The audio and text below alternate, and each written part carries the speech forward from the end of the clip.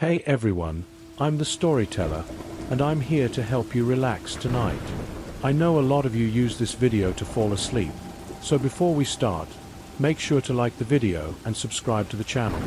Also, tell me in the comments, where are you from, and what time is it there?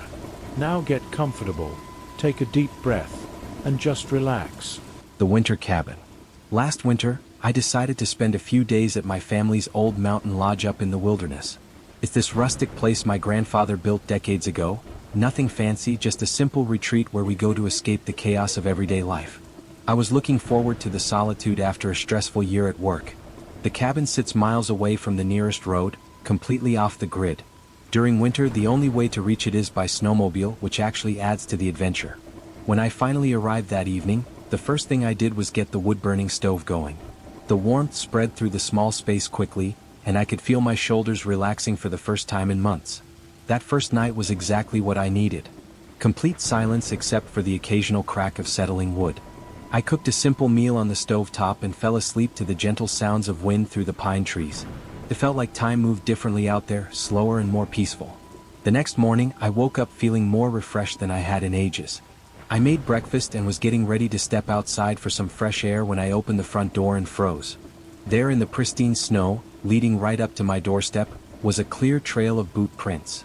My heart started beating faster as I stepped outside to get a better look. These weren't random marks in the snow. Someone had deliberately walked up to my cabin during the night. I followed the trail as it led away from the house and into the dense forest. What bothered me most was that the prints didn't head toward the main road. They just disappeared into the wilderness. How could someone be way out here without a snowmobile? And why would they approach my cabin in the middle of the night? I stood there in the cold morning air, trying to make sense of it, but nothing about this situation felt right. I went back inside and spent the next few hours by the fire, constantly glancing out the windows. Part of me wanted to pack up and leave immediately, but I had driven so far to get here, and nothing had actually happened. Maybe it was just someone who got lost in the woods. As the day warmed up, I decided to take a walk and maybe follow those footprints to see where they led. Perhaps I would find another cabin or some explanation that would put my mind at ease. I bundled up and headed into the forest, following the mysterious trail. I walked for nearly 30 minutes through the thick woods, the prints leading me deeper into areas I had never explored before. The forest was completely silent except for my own breathing and the crunch of snow under my boots. Then suddenly, I heard something that made my blood run cold. It was the unmistakable sound of a footstep somewhere ahead of me. I stopped walking immediately and listened. Everything went dead quiet, but I knew what I had heard. Someone was out there, probably watching me from behind one of the massive pine trees. My whole body tensed up as I realized how exposed I was out here. Whoever had visited my cabin the night before was now somewhere in front of me, likely hiding just 15 or 20 feet away. The silence stretched on, becoming more terrifying with each passing second.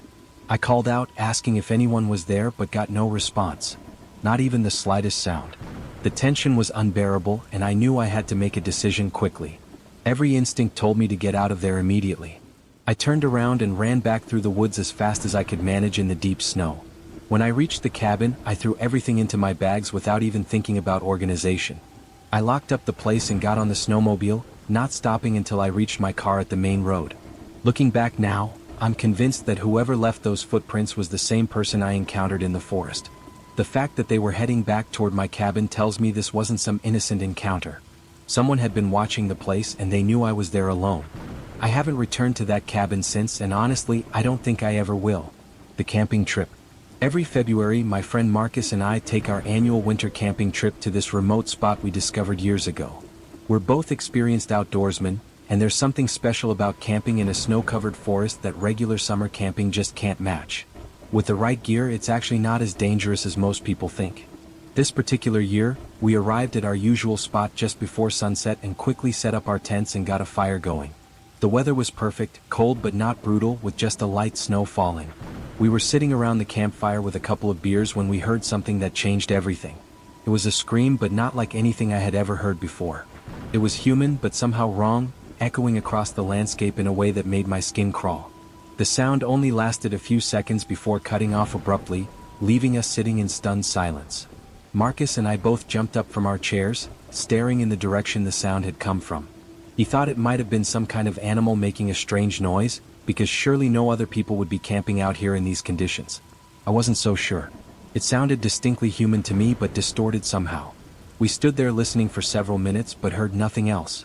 The forest had returned to its peaceful quiet, and we started to wonder if we had imagined the whole thing. As the sun set completely and the temperature dropped, we focused on keeping our fire going and preparing dinner. But then it happened again. That same horrifying scream, but this time much closer to our campsite. I would estimate it came from maybe 200 feet away. Marcus and I looked at each other with real fear in our eyes this time. Whatever was making that sound was definitely moving in our direction. We decided we needed to investigate before it got completely dark. I grabbed my hunting knife just in case, and we both put on our warmest gear. Moving as quietly as possible, we headed into the woods toward where we thought the sound had originated. We had only walked about 150 feet when we heard it again, so close it felt like it was right next to us.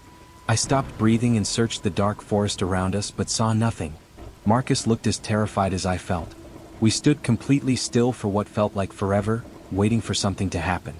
Finally, Marcus started moving forward again, stepping carefully around the large pine trees. He had gone maybe 10 steps when he suddenly stopped dead in his tracks. I could see the fear in his entire posture, so I moved up beside him to see what he was looking at.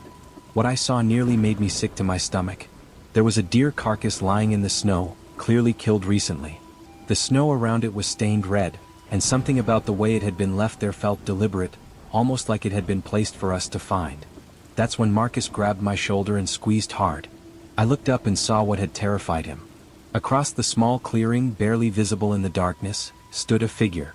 It was definitely a person, but they were wearing almost no winter clothing despite the freezing temperature.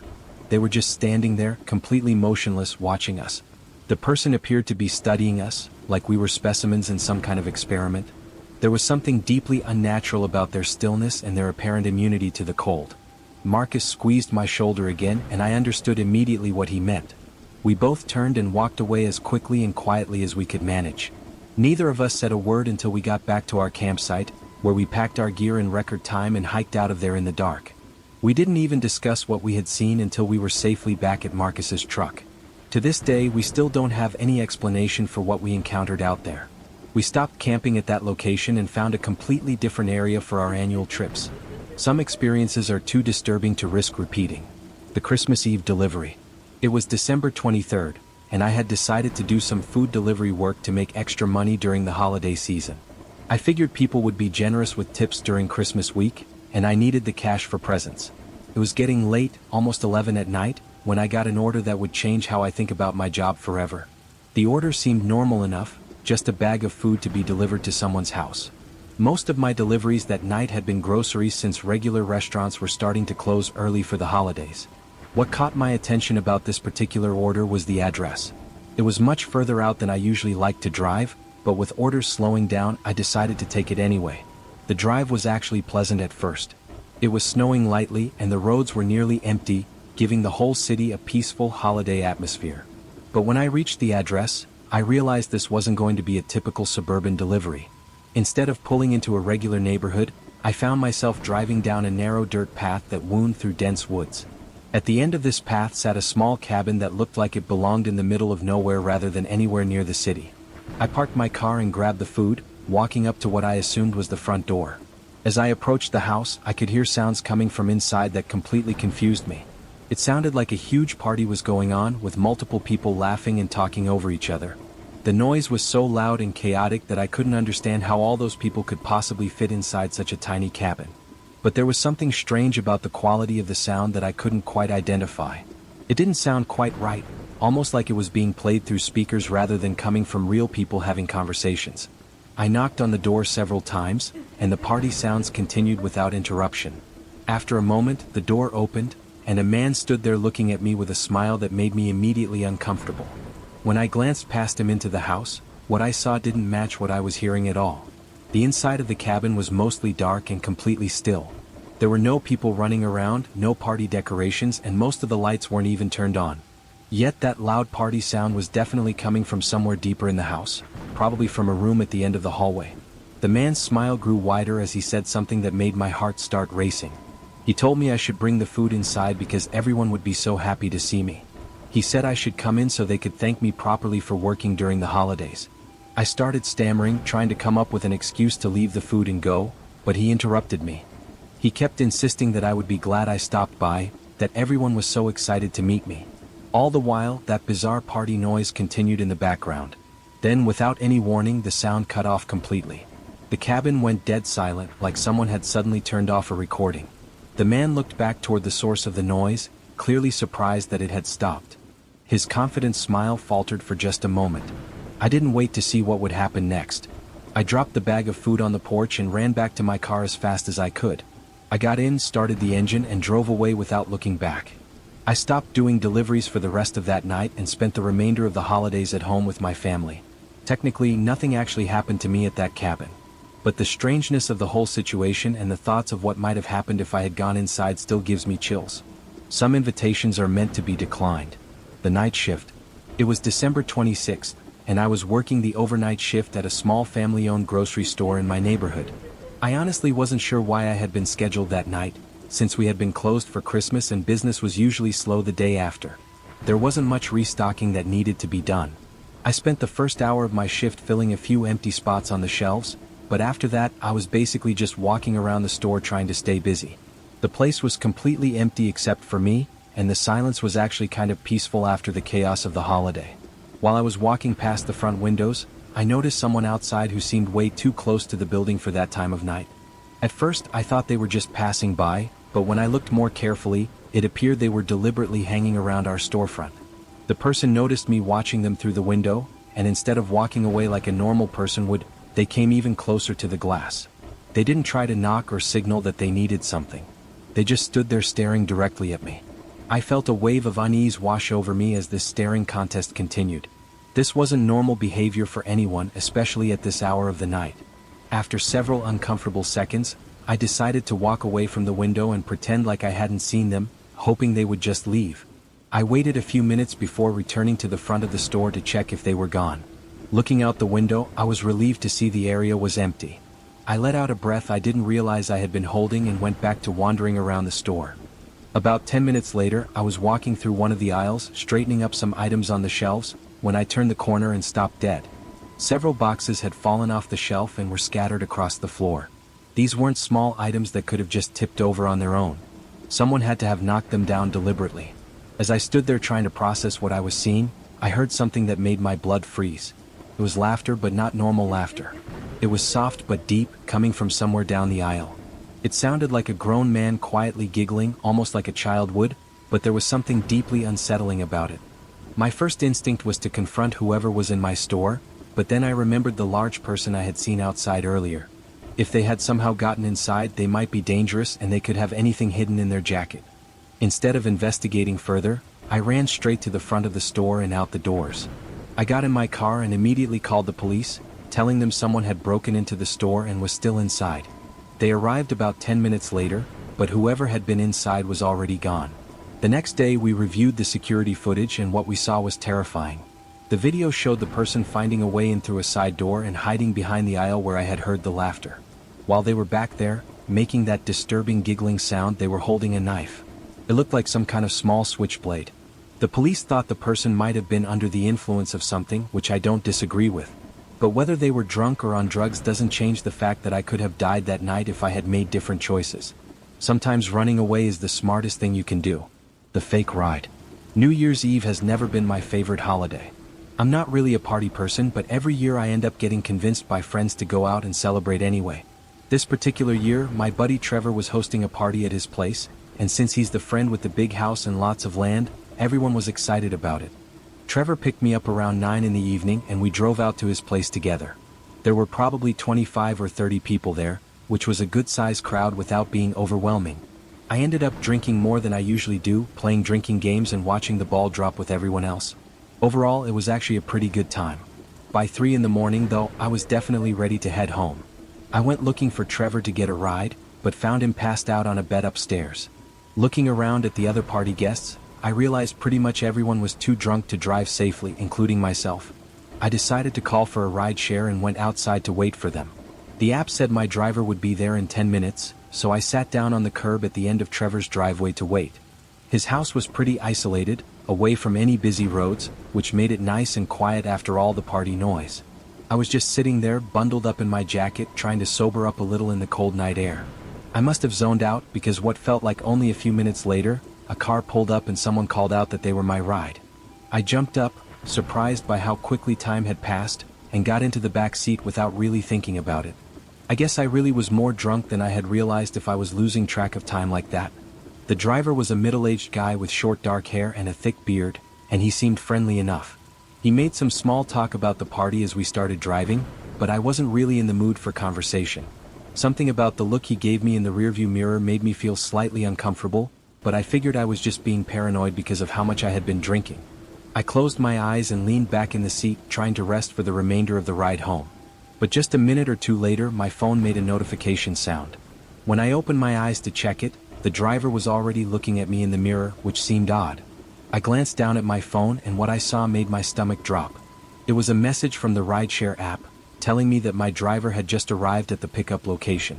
There was a follow-up message from the actual driver, asking where I was and saying he couldn't find me. I looked back up at the rearview mirror, and the man driving was staring directly at me with an expression I will never forget. I quickly put my phone back in my pocket and closed my eyes again, trying to act like I hadn't seen anything alarming, but inside I was panicking. About 30 seconds later, I felt the car slowing down. When I peeked out the window, I saw we were approaching a red light at an intersection. The moment the car came to a complete stop, I opened the door and jumped out. The man started driving again while I was still halfway out of the car, which made me fall onto the pavement, but I got up immediately and ran as fast as I could in the opposite direction. He drove off after that and I never saw him again. I have no idea who that man was, but it's clear he was driving around on New Year's night, looking for drunk people who were waiting for rides. There were so many warning signs I missed, like the fact that we weren't even heading in the direction of my house. I was too intoxicated to think clearly, and I should never have gotten into a car without checking my phone first. Where he was planning to take me and what might have happened is something I try not to think about, but I know how lucky I was to escape when I did. The house guest. It was early February and I had a couple days off from work, so I was just relaxing at home and enjoying the break. Everything was perfectly normal until Saturday afternoon when I thought I heard a sound coming from upstairs. It was just a single thud, not particularly loud or alarming, but I had never heard that exact sound in my house before. Curious about what might have caused it, I went upstairs to investigate. I looked around my bedroom and checked the spare room, but didn't find anything out of place. I wasn't worried about it and pretty much forgot about the whole thing for the rest of the day. That evening, while I was winding down on the couch and getting sleepy, I heard the same thud again. It was nearly identical to the first one, coming from somewhere upstairs. I got up and looked around again, even checking inside the completely empty spare bedroom, but found nothing unusual. I figured it was probably just an animal on the roof or maybe the house settling in some way I hadn't noticed before. Old houses make weird noises sometimes, so I didn't think much of it and went to bed shortly after. The next morning, I got up and went downstairs to make coffee and breakfast like I always do. But as I was moving around the kitchen, something felt different. It was hard to put my finger on exactly what was wrong, but things seemed like they had been moved slightly. The cereal and snacks in my pantry didn't look like they were in the same positions I had left them in. Obviously, I don't memorize the exact placement of everything in my kitchen, so I couldn't be completely sure, but I had this nagging feeling that someone had been going through my food. I tried to pay closer attention to the details of my house for the rest of the morning, but eventually I convinced myself I was being paranoid. How could someone have been in my house without me knowing? It seemed impossible, so I decided I must have been mistaken about the pantry. I spent most of that day downstairs watching television and doing some cleaning around the house. Everything seemed perfectly normal until just after sunset, when I heard that same thud from upstairs once again. This time, I immediately got up to investigate, but as I was walking toward the stairs, I heard something that made me freeze. It was a very quiet click, definitely some kind of mechanical sound like a door latch or a lock being engaged. I went upstairs and looked around my bedroom, finding nothing unusual. Then I decided to check the spare room again just to be thorough. When I reached for the door handle and tried to turn it, it only moved halfway before stopping. The door was locked from the inside. I felt the blood drain from my face as the reality of the situation hit me. My heart started pounding so hard I thought it might burst as I took several shaky steps backward from the door. I could hear movement on the other side, like someone was walking toward the door from inside the room. I started running back down the stairs as I heard another click, followed by the sound of the door creaking open behind me. I didn't stop to look back. I ran straight out of my house and down the street, where I called 911 from what felt like a safe distance. When the police searched my home, they didn't find anyone inside, but what they discovered in the spare bedroom closet was terrifying. There were grocery bags and a blanket, clear evidence that someone had been trying to live in there for at least the past couple of days, possibly even longer. The person had probably been coming out at night while I was sleeping to go downstairs and eat my food and use my kitchen. The thought of someone creeping around my house while I was unconscious upstairs sends chills through me even now. Thankfully, whoever it was seems to have left for good after that night, probably realizing they had been discovered. But I still think about what might have happened if I had found them before they were ready to leave, and it's not something I ever want to find out. The snowstorm visitor.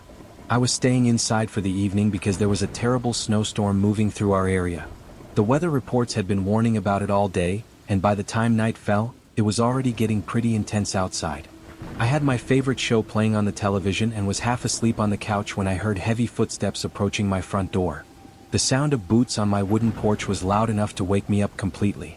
I looked toward the door, expecting to hear a knock, but whoever was out there just stood still for several seconds without making any attempt to get my attention. After a moment, I heard a couple more footsteps, and then everything went quiet. It sounded like they had stepped off the porch and into the snow, which I could no longer hear over the storm. I was confused about why someone would just walk up to my door and then leave without knocking, especially in such terrible weather. I got up from the couch and looked out the window, but the snowstorm was much worse than I had realized. It was almost completely white outside, making it nearly impossible to see more than a few feet beyond the glass. I could barely make out what looked like footprints in the snow leading away from my porch. Why would someone approach my house and then just walk away like that? And what were they doing outside in the first place during such dangerous weather conditions? I checked the side and back windows to see if there were any more tracks around my property, but the storm made it too difficult to see anything clearly. I went back to the couch and tried to get comfortable again. It was definitely strange, but I didn't want to overreact to what might have been someone who was just lost or confused by the weather. About an hour passed without any other disturbances, and I started to relax. The combination of the storm sounds outside and the low volume of my television was making me drowsy again. Eventually, my eyes got too heavy to keep open and I drifted off to sleep right there on the couch. When I woke up, it was still very dark, and my television was showing the timeout screen indicating it was 3 in the morning. The snowstorm was still raging outside, but somehow it seemed much louder than when I had fallen asleep. The sound was clearer and more intense, like it wasn't being muffled by my windows anymore. As I became more alert, I realized why the storm sounded so much louder and clearer.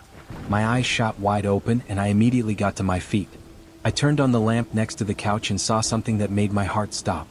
There were wet spots and puddles all over my living room floor, leading in a clear path from my front door through the hallway. My front door was standing wide open, and snow was blowing directly into my house. In the water on the floor, I could clearly see the outline of the same boot prints I had seen outside earlier.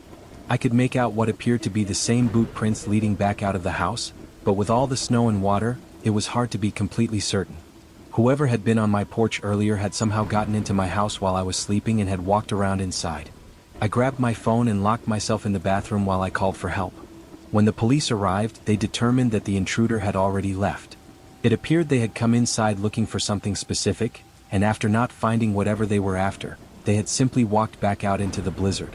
The most disturbing part is that while they were inside my house, they either somehow didn't notice me sleeping on the couch, or they crept around me so quietly that I never woke up. Either possibility is terrifying to think about. I haven't been able to sleep properly since that night. I constantly wake up in the middle of the night, startled by every small sound the house makes. The idea that someone could enter my home and walk around while I'm unconscious is something that will probably haunt me forever. The home invasion. It was just before Christmas break and school was out, but my parents still had to work during the day. Being an only child meant I had the entire house to myself and could basically do whatever I wanted while they were gone. This was just a regular Tuesday, and my parents left for work at their usual time around 9 in the morning. I immediately went upstairs to my bedroom and fired up my computer to start gaming. I was planning to spend the whole day playing my favorite game since I had no other responsibilities. Only about 15 or 20 minutes after my parents had left, there was a knock at our front door. Since I was young and not used to answering the door when I was home alone, I decided to ignore it completely. I tried to keep my gaming volume low and avoid making too much noise because I wanted whoever it was to think nobody was home. I hoped they would just give up and leave. I didn't hear any more knocking after that initial attempt, so I assumed my plan had worked. I continued gaming for way too long, probably 3 or 4 hours straight before I even got up from my desk to get some food. I went downstairs and made myself a bowl of cereal, then started walking back upstairs to eat it in my room. That's when I noticed something that made me stop in my tracks. Our front door was unlocked, which was really strange because my parents always remember to lock it, and they usually leave through the garage anyway. I walked over and turned the lock, then went back to my room to continue gaming. I thought it was odd, but I figured maybe my parents had been in a hurry that morning and just forgotten. It was around 1 or 2 in the afternoon when I finished eating and got back to my game. I had just started a new match and was only a few minutes into playing when I felt my desk shake slightly. I hadn't heard anything because I was wearing my headset, but there was definitely some kind of vibration that I would normally only feel when my parents were home closing doors or walking around upstairs. I took off my headset and listened carefully, trying to figure out what could have caused the vibration. The house was completely quiet, which made me feel a little uneasy, especially considering the door had been unlocked earlier. I got up and opened my bedroom door, then looked down the hallway toward the stairs, listening for any sounds that might explain what I had felt. Everything seemed normal, but I couldn't shake the feeling that something wasn't right. I walked over to the top of the stairs and looked down toward the first floor. Just as I reached the edge of the stairway, I saw a shadow move near the bottom of the stairs. I froze completely, and a second later the shadow stopped moving too, like whoever it was had somehow seen me. My heart started pounding so hard I could hear it in my ears. I felt like I stood there motionless for several minutes, too scared to move or breathe. Finally, the shadow moved again, and I could hear very faint footsteps walking toward the back of the house. I heard what sounded like our back door opening and closing very quietly, followed by complete silence. Instead of going downstairs to investigate, I ran to my parents' bedroom and used their phone to call 911 immediately. The police arrived within a few minutes, but what they found made the whole situation even more disturbing and confusing. There were no signs that the intruder had broken in, which meant they had either picked the front door lock or somehow gotten inside during the 3 to 4 hours I was gaming upstairs. The front door was still locked when the police arrived, which suggests that whoever was in our house had locked it behind them when they left. I keep thinking about those knocks I heard right after my parents left that morning, and I wonder if that's when they somehow got inside. The most terrifying part is that this person was almost certainly in the house when I went downstairs to make cereal. They might have even been watching me from another room, hiding somewhere while I walked around completely unaware of their presence. We never found out what their intentions were or why they had been in our house for so long. But I've never felt truly safe at home since that day, and I don't think I ever will again. Some experiences change you permanently. The trucker. I worked at a gas station for about 2 years starting back in 2015. During the winter months of my first year, I had a regular customer who came in frequently during my night shifts. Since I worked the late hours, I usually recognized anyone who came in more than once or twice. This customer was a truck driver who told me his name was Paul. He seemed like a genuinely nice guy, though there was definitely something unusual about his personality. He was always extremely happy and smiley, almost too much so for someone who was out driving in the middle of the night. Sometimes his constant cheerfulness actually made me a little uncomfortable. One night, Paul came in acting completely different from his usual self. He walked through the door and greeted me like always, but as he looked around the store, his face was serious and almost angry looking. He grabbed an energy drink and came up to the counter, where his expression suddenly changed back to that overly happy smile I was used to.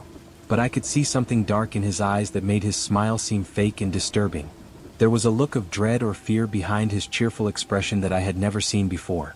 He paid for his drink and walked out to his truck without much conversation, which was also unusual for him. I had almost forgotten about his strange behavior until the next night, when I saw his truck pull into the parking lot again. It was particularly cold and snowy outside when Paul came into the store. He had that same serious, dull expression as the night before, but this time he didn't even attempt to smile. He grabbed the first drink he could reach and came straight to the counter. As I rang up his purchase, he started asking me questions that made me uncomfortable. He wanted to know how busy the store was tonight and what time my shift ended. Then, before leaving, he asked if I wouldn't mind helping him lift something heavy in his truck. Since I had known Paul for months and he had always been friendly, I agreed to help him out. I put on my jacket and followed him outside into the cold night air. The gas station was completely empty except for his large box truck, which was parked on the far side of the lot away from the building. Paul walked around to the passenger side and opened the door, then got in on the driver's side. He told me that whatever he needed help with was right inside the cargo area, pointing toward a door behind the seats that led to the back of the truck. I climbed up into the passenger seat, but something immediately felt wrong about the whole situation. Paul was wearing that strange, wide smile again, and his eyes had that same disturbing quality I had noticed the night before. He pointed at the door leading to the cargo area and said I should go ahead and check in there, that he would follow behind me. As I sat there trying to figure out how to respond, I started to notice a horrible smell coming from whatever was behind that door. The odor was incredibly strong and disgusting, unlike anything I had ever smelled before. I looked back at Paul, and his face was tense with that fake smile still stretched across it. He was just watching me, waiting for me to open the door and go into the back of his truck. I realized that this wasn't what Paul had said it was, and every instinct told me to get out of there immediately. I jumped out of the truck, slammed the passenger door behind me, and hurried back into the gas station as quickly as I could. Paul didn't follow me, but as I was rushing back to the building, I thought I heard him yell something from inside the truck. It sounded like a frustrated, angry shout, but the wind covered most of the sound. He pulled out of the parking lot shortly after that. I continued working at that gas station for another full year, but Paul never came back. Not even once, which told me everything I needed to know about his intentions that night. I don't know what was in the back of his truck or what he was really planning to do, but I'm grateful I trusted my instincts and got out of there when I did. Some people aren't who they pretend to be, and sometimes recognizing that can save your life. It was approaching 3 in the morning when I found myself slumped in my desk chair, mindlessly clicking through website after website, feeling that familiar hollow sensation that comes from too many hours spent online. The clock on my screen reminded me that I only had about 3 hours before I'd need to drag myself out of this stupor and prepare for another grueling day at the office. I stretched backward until my spine cracked satisfyingly, releasing some of the tension that had built up from hours of terrible posture. Part of me wanted nothing more than to collapse into bed right then and there, maybe even call in sick when morning came, but my mind was still buzzing with that artificial energy that comes from consuming too much digital content. You know the feeling when you've spent hours jumping between Twitter threads you barely comprehend, skimming through Reddit discussions without really absorbing anything, and letting YouTube's algorithm decide what you watch next. Eventually I found myself trapped in that pointless ritual of refreshing Facebook over and over, alternating between my feed and my messages, hoping something new would magically appear. I grabbed my warm, flat soda from the desk and took a large gulp, only to feel the sticky liquid dribble down my chin and splash directly onto my exposed keyboard. In a panic, I grabbed my sweatshirt sleeve and frantically dabbed at the keys, trying to clean up the sugary mess before it could do any permanent damage. Looking at the disaster zone that was my desk, littered with chip crumbs and candy wrappers, I made a mental note to stop eating at my computer, though we both know that promise wouldn't last long. After cleaning up the keyboard as best I could, I turned my attention back to the monitor, where my frantic cleaning had apparently resulted in a long string of random characters filling up the Google search bar. I was genuinely considering typing my own name into Google for what would have been the 4th time that evening, just to see if anything new popped up, when I finally decided that maybe, just maybe, those 3 hours of sleep would be better than none at all. As I prepared to close my laptop and call it a night, something unexpected caught my eye. A small window suddenly materialized in the bottom corner of my screen, bordered in bright red with text that alternated between electric blue and crimson red, declaring urgently that this link would vanish in exactly 60 seconds.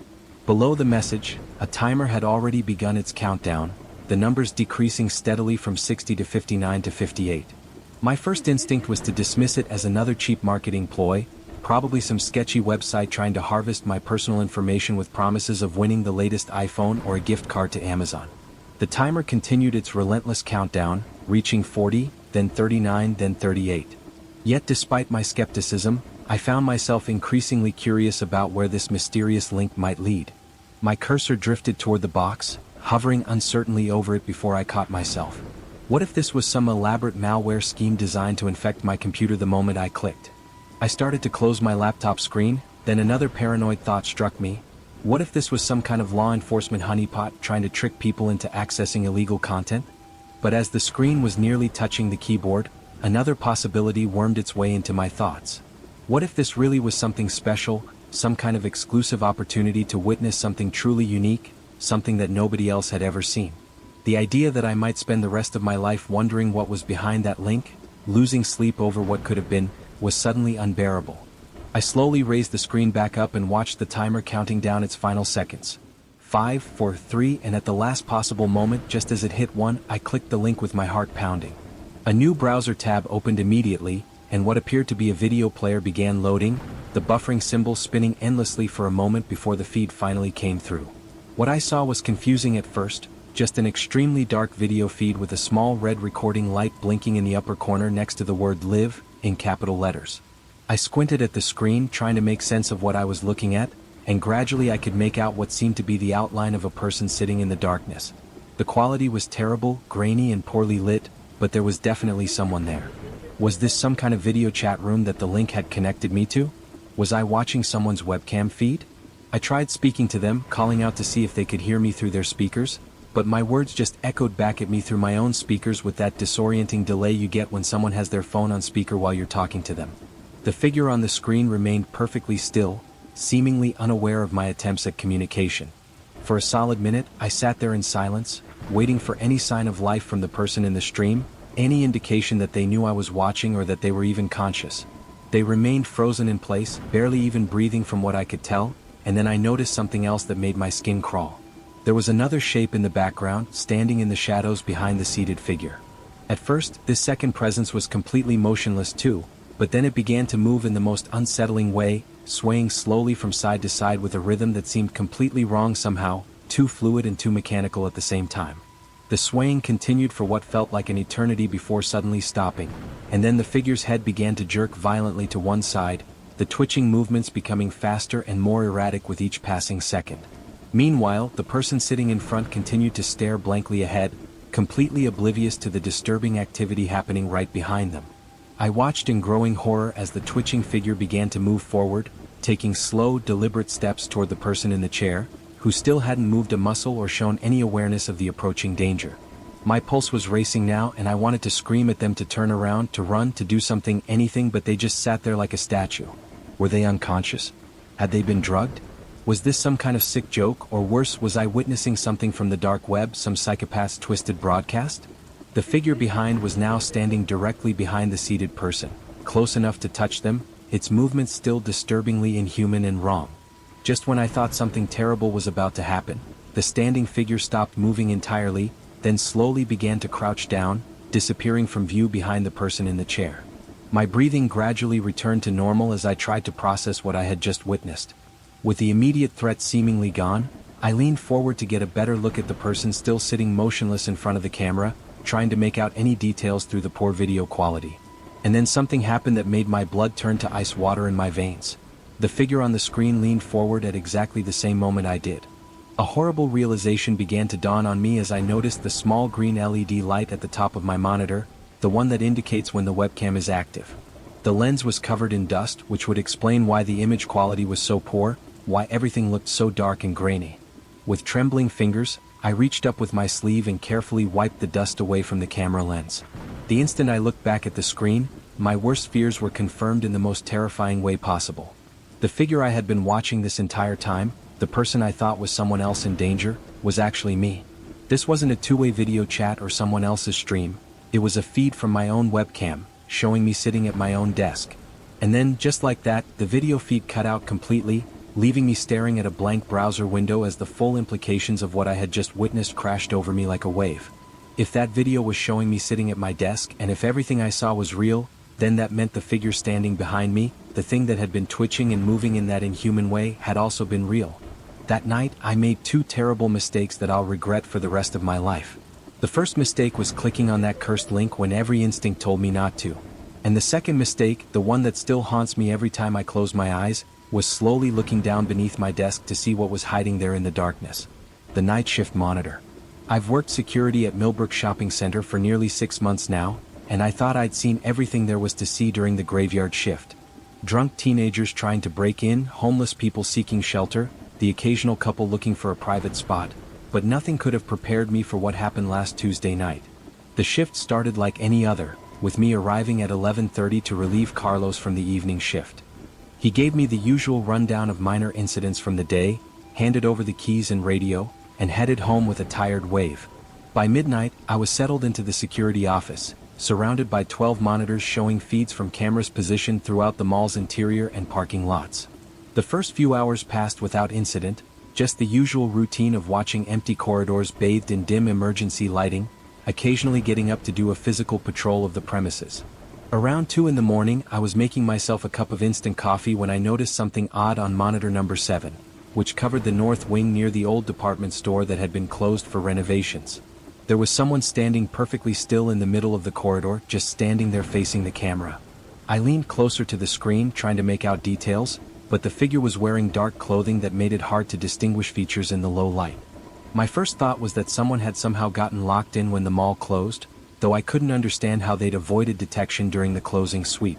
I grabbed my flashlight and radio, preparing to head over there and escort them out, when something made me pause. The way they were standing was wrong somehow, too rigid, too perfectly centered in the frame, as if they knew exactly where the camera was positioned.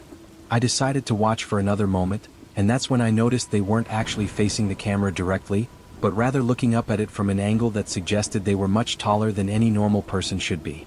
I radioed the situation to the dispatch center, following protocol even though I knew Jerry would probably be half asleep at his desk. There was no response, just static, which wasn't unusual since our radio system was ancient and unreliable. I tried again, and this time I got a garbled response that I couldn't quite make out, something about checking the other monitors.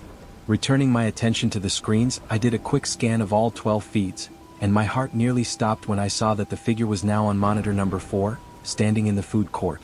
The timestamp showed this was happening in real time, which meant they had covered the distance between the north wing and the food court in less than 30 seconds, a physical impossibility given the layout of the mall. I watched transfixed as the figure remained motionless again, standing among the tables and chairs like some kind of mannequin. The rational part of my brain was trying to come up with explanations. Maybe it was two different people, maybe there was some kind of prank being played, but deep down I knew something was seriously wrong. Then the lights in the food court began to flicker, not all at once but in a pattern that seemed almost deliberate, creating a strobe effect that made the figure appear to move even though I was certain they remained stationary. The flickering stopped as suddenly as it started, and when the light stabilized, the figure was gone. I frantically scanned all the monitors, searching for any sign of the intruder, but every screen showed only empty corridors and vacant spaces. I was about to convince myself that I'd imagined the whole thing when monitor 12, which covered the parking lot, showed something that made my blood run cold. The figure was standing directly outside the security office window, impossible as that seemed since there was no window in the security office, just solid walls on all sides. But when I looked at the monitor more carefully, I realized it wasn't showing the parking lot at all. The feed had changed to show what looked like the interior of an office, and with growing horror, I recognized the layout. It was showing the security office itself, the very room I was sitting in, but from an angle that didn't correspond to any camera I knew about. I could see myself on the monitor, sitting at the desk, staring at the screens, and behind me, just barely visible in the corner of the frame, was a door that shouldn't exist. The security office only had one entrance, the one I'd come through, but this feed was showing a second door that appeared to lead into darkness. My hands were shaking as I slowly turned around in my chair, expecting to see a solid wall behind me, but instead found myself looking at an old wooden door that definitely hadn't been there when I'd started my shift. It was painted the same beige color as the walls, making it almost invisible unless you were looking directly at it, and it was slightly ajar, revealing only darkness beyond. Every instinct told me to run, to get out of that office immediately, but I found myself paralyzed by a mixture of fear and morbid curiosity. The monitor showing the impossible feed flickered, and when the image returned, the figure was now standing in the doorway behind my image on the screen, even though when I looked at the actual door, I saw nothing there. I turned back to the monitors, and now all 12 screens were showing the same feed of the security office from that impossible angle.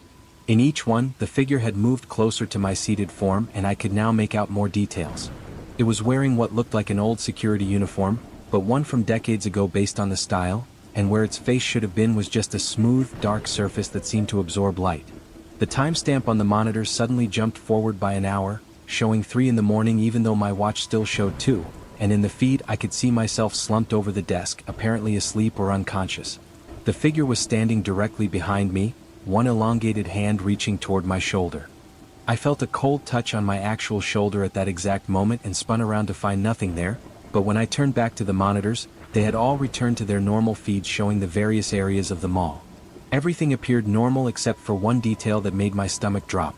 In every single feed, I could see myself standing in different locations throughout the mall, even though I was still sitting in the security office. The version of me in the north wing was walking backward down the corridor, the one in the food court was sitting at a table with its head rotating slowly in complete circles, and the one in the parking lot was standing on top of a car, arms outstretched toward the sky. I watched in horrified fascination as these other versions of myself began to converge, all moving toward the security office from different directions. I grabbed my phone to call for help, but the screen showed that it was now 5 in the morning, even though that was impossible since I'd only been here for a few hours. When I looked at the monitors again, they showed the mall in full daylight with shoppers walking around, going about their normal business, completely oblivious to the multiple versions of me standing among them. Then I noticed something even more disturbing. In every feed, mixed among the regular shoppers, were figures in old security uniforms, all with those same dark, featureless faces, and they were all looking directly at the cameras. A notification popped up on monitor 1, a message typed in an old DOS-style font that simply read, "Your shift never ends." The door behind me, the one that shouldn't exist, slowly creaked open wider, and I could hear footsteps approaching from the darkness beyond. Multiple footsteps, getting closer, and they had the distinctive sound of security boots on linoleum. I wanted to run, but when I tried to stand, I found that I couldn't move from the chair, as if I was somehow fused to it.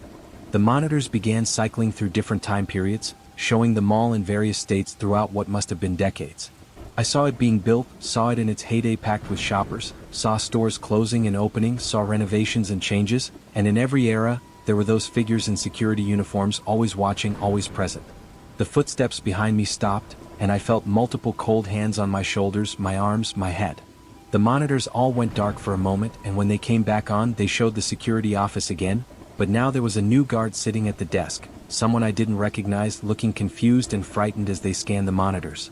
I tried to scream a warning, but no sound came out, and I realized with dawning horror that I was now looking at the monitors from the wrong side. I was in the feed, standing behind this new guard in an old security uniform, and when I looked down at myself, my hands were pale and elongated, and I could feel that my face was smooth and featureless.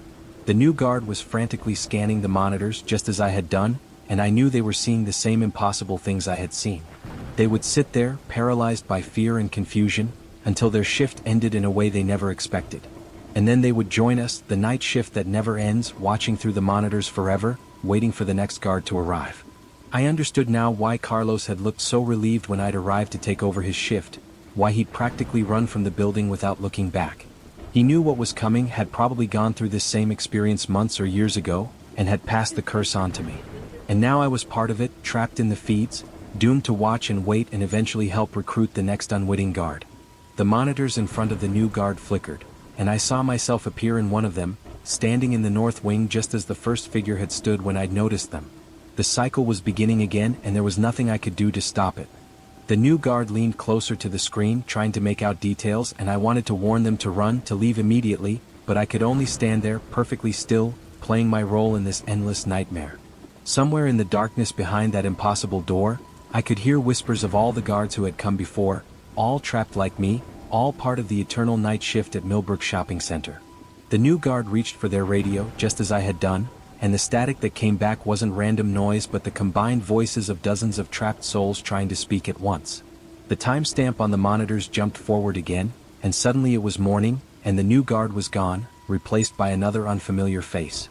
Time had no meaning here anymore, just an endless cycle of watching and waiting and recruiting.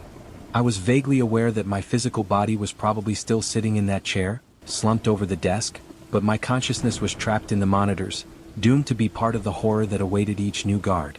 The worst part was the knowledge that this would continue forever, that there would always be another guard, another victim, another soul to join our ranks. The mall might close, might be demolished, but we would remain, transferred to whatever came next, eternal security guards watching feeds that showed more than just empty corridors and parking lots. As I stood there in my assigned position, waiting for the next guard to notice me, I finally understood what the message had meant. The shift never ends because we become the shift itself, part of the surveillance system, forever watching, forever waiting, forever trapped in the monitors of Millbrook Shopping Center. The room next door. Living in a cheap apartment complex comes with certain expectations, including paper-thin walls, unreliable heating, and neighbors who seem to have no concept of appropriate noise levels at 3 in the morning.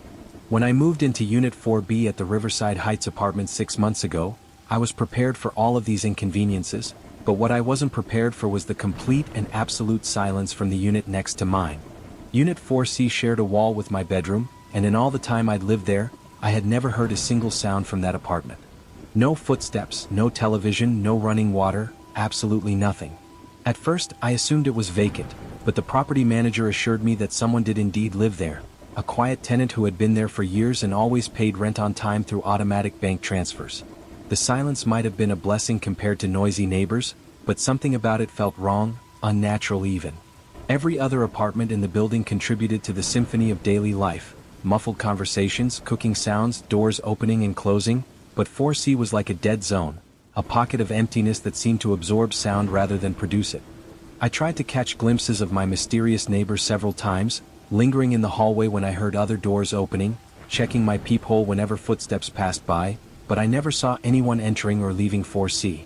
The door itself was unremarkable, same beige paint as all the others, same tarnished brass numbers, but there was something about it that made me uncomfortable, like it was watching me whenever I passed. 3 weeks ago, things started to change in subtle but disturbing ways.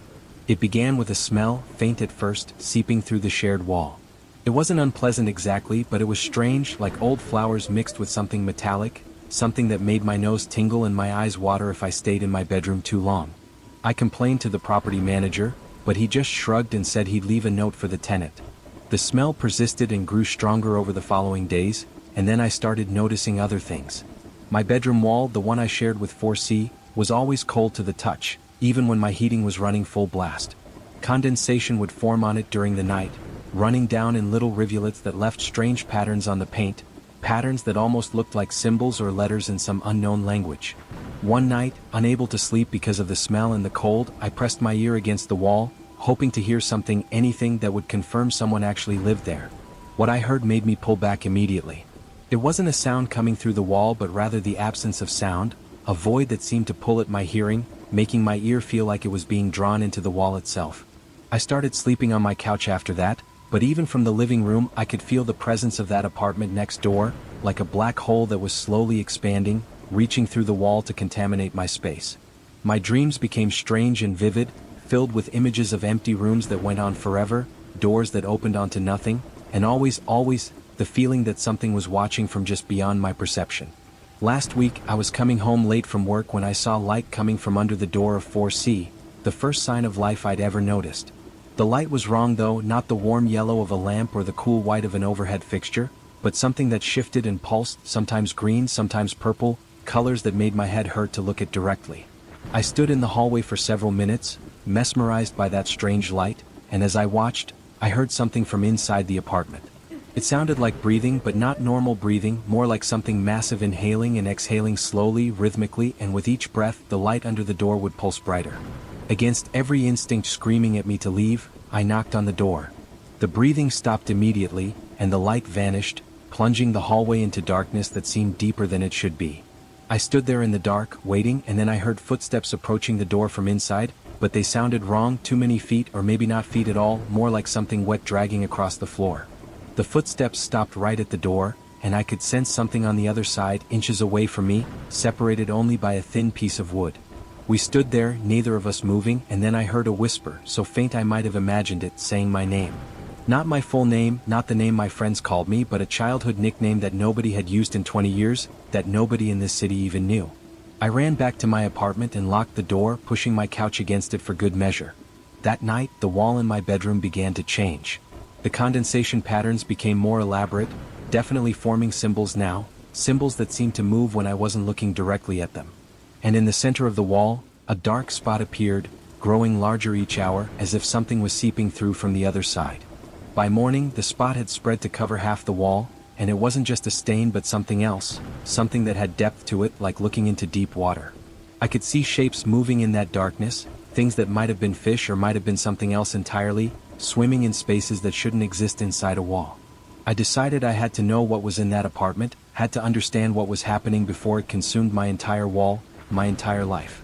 I went to the property manager's office and demanded to know about the tenant in 4C, threatened to call the health department, the police, anyone who would listen. He finally relented and pulled out an old file, covered in dust as if it hadn't been touched in years. The file was thin, containing only a rental application from 1987 and a single photograph. The application was filled out in handwriting that hurt to read, letters that seemed to shift and change even as I looked at them, and the photograph showed an empty room. Not just unfurnished, but empty in a way that seemed impossible, as if the room extended beyond the boundaries of the building, stretching into some vast darkness. The property manager seemed confused by the file, muttering that this couldn't be right, that he remembered the tenant being much more recent. He promised to investigate, to check with the previous managers, but I could see in his eyes that he was scared too, that something about that apartment had always bothered him but he'd never wanted to acknowledge it. That night, the situation escalated dramatically. The dark spot on my wall had spread to cover the entire surface, and I could no longer pretend it was just a stain or trick of the light. It was a window or maybe a doorway into somewhere else, somewhere that shouldn't exist. The shapes swimming in that darkness were clearer now, and they weren't fish or anything else from our world. They had too many limbs or maybe no limbs at all, just suggestions of movement that hurt to perceive directly. And behind them, in the deepest part of that darkness, something massive stirred, something that had been sleeping but was slowly waking up, drawn by my attention, by my fear, by the simple fact that I had noticed the silence from next door. I grabbed a few essential items, preparing to leave the apartment and never return, when I heard the door to 4C open for the first time. Not the sound of it opening, but the feeling of it, a sensation that the barrier between that space and the rest of the world had been removed. Footsteps began in the hallway, that same wet, dragging sound I'd heard before, and they stopped right outside my door. The knocking that followed wasn't on the door but on the wall, the transformed wall that had become a window to somewhere else. Each knock sent ripples through that darkness, and with each ripple I could see more clearly what was on the other side. It wasn't just another apartment but an entire world, a place where the laws of physics didn't apply, where space folded in on itself, where things lived that had no business existing. And standing at the threshold of that world, right where my wall used to be, was a figure that might once have been human. It was wearing clothes from the 1980s, faded and torn, and its face was a blur of features that wouldn't stay still, constantly shifting between different configurations as if it couldn't remember what it was supposed to look like. It reached out toward me, not through the doorway but around it, its arm bending in impossible angles to navigate the space between worlds.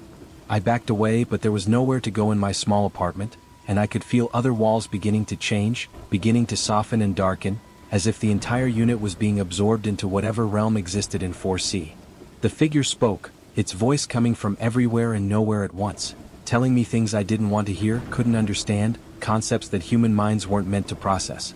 It told me about the true nature of the apartment complex, how it had been built on a place where reality was thin, where sometimes people fell through the cracks and ended up like the thing standing before me. It told me that 4C wasn't really an apartment at all but a wound in space, a place where our world bled into others, and that everyone who had ever lived there had eventually been absorbed, becoming part of the darkness that now threatened to consume me.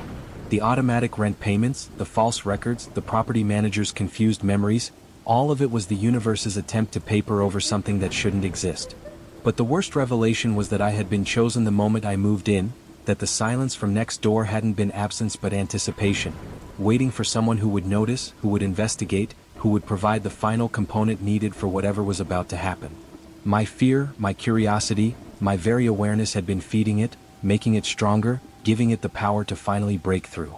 The figure stepped fully into my apartment, and reality warped around it, walls bending, floor tilting, ceiling dissolving into static.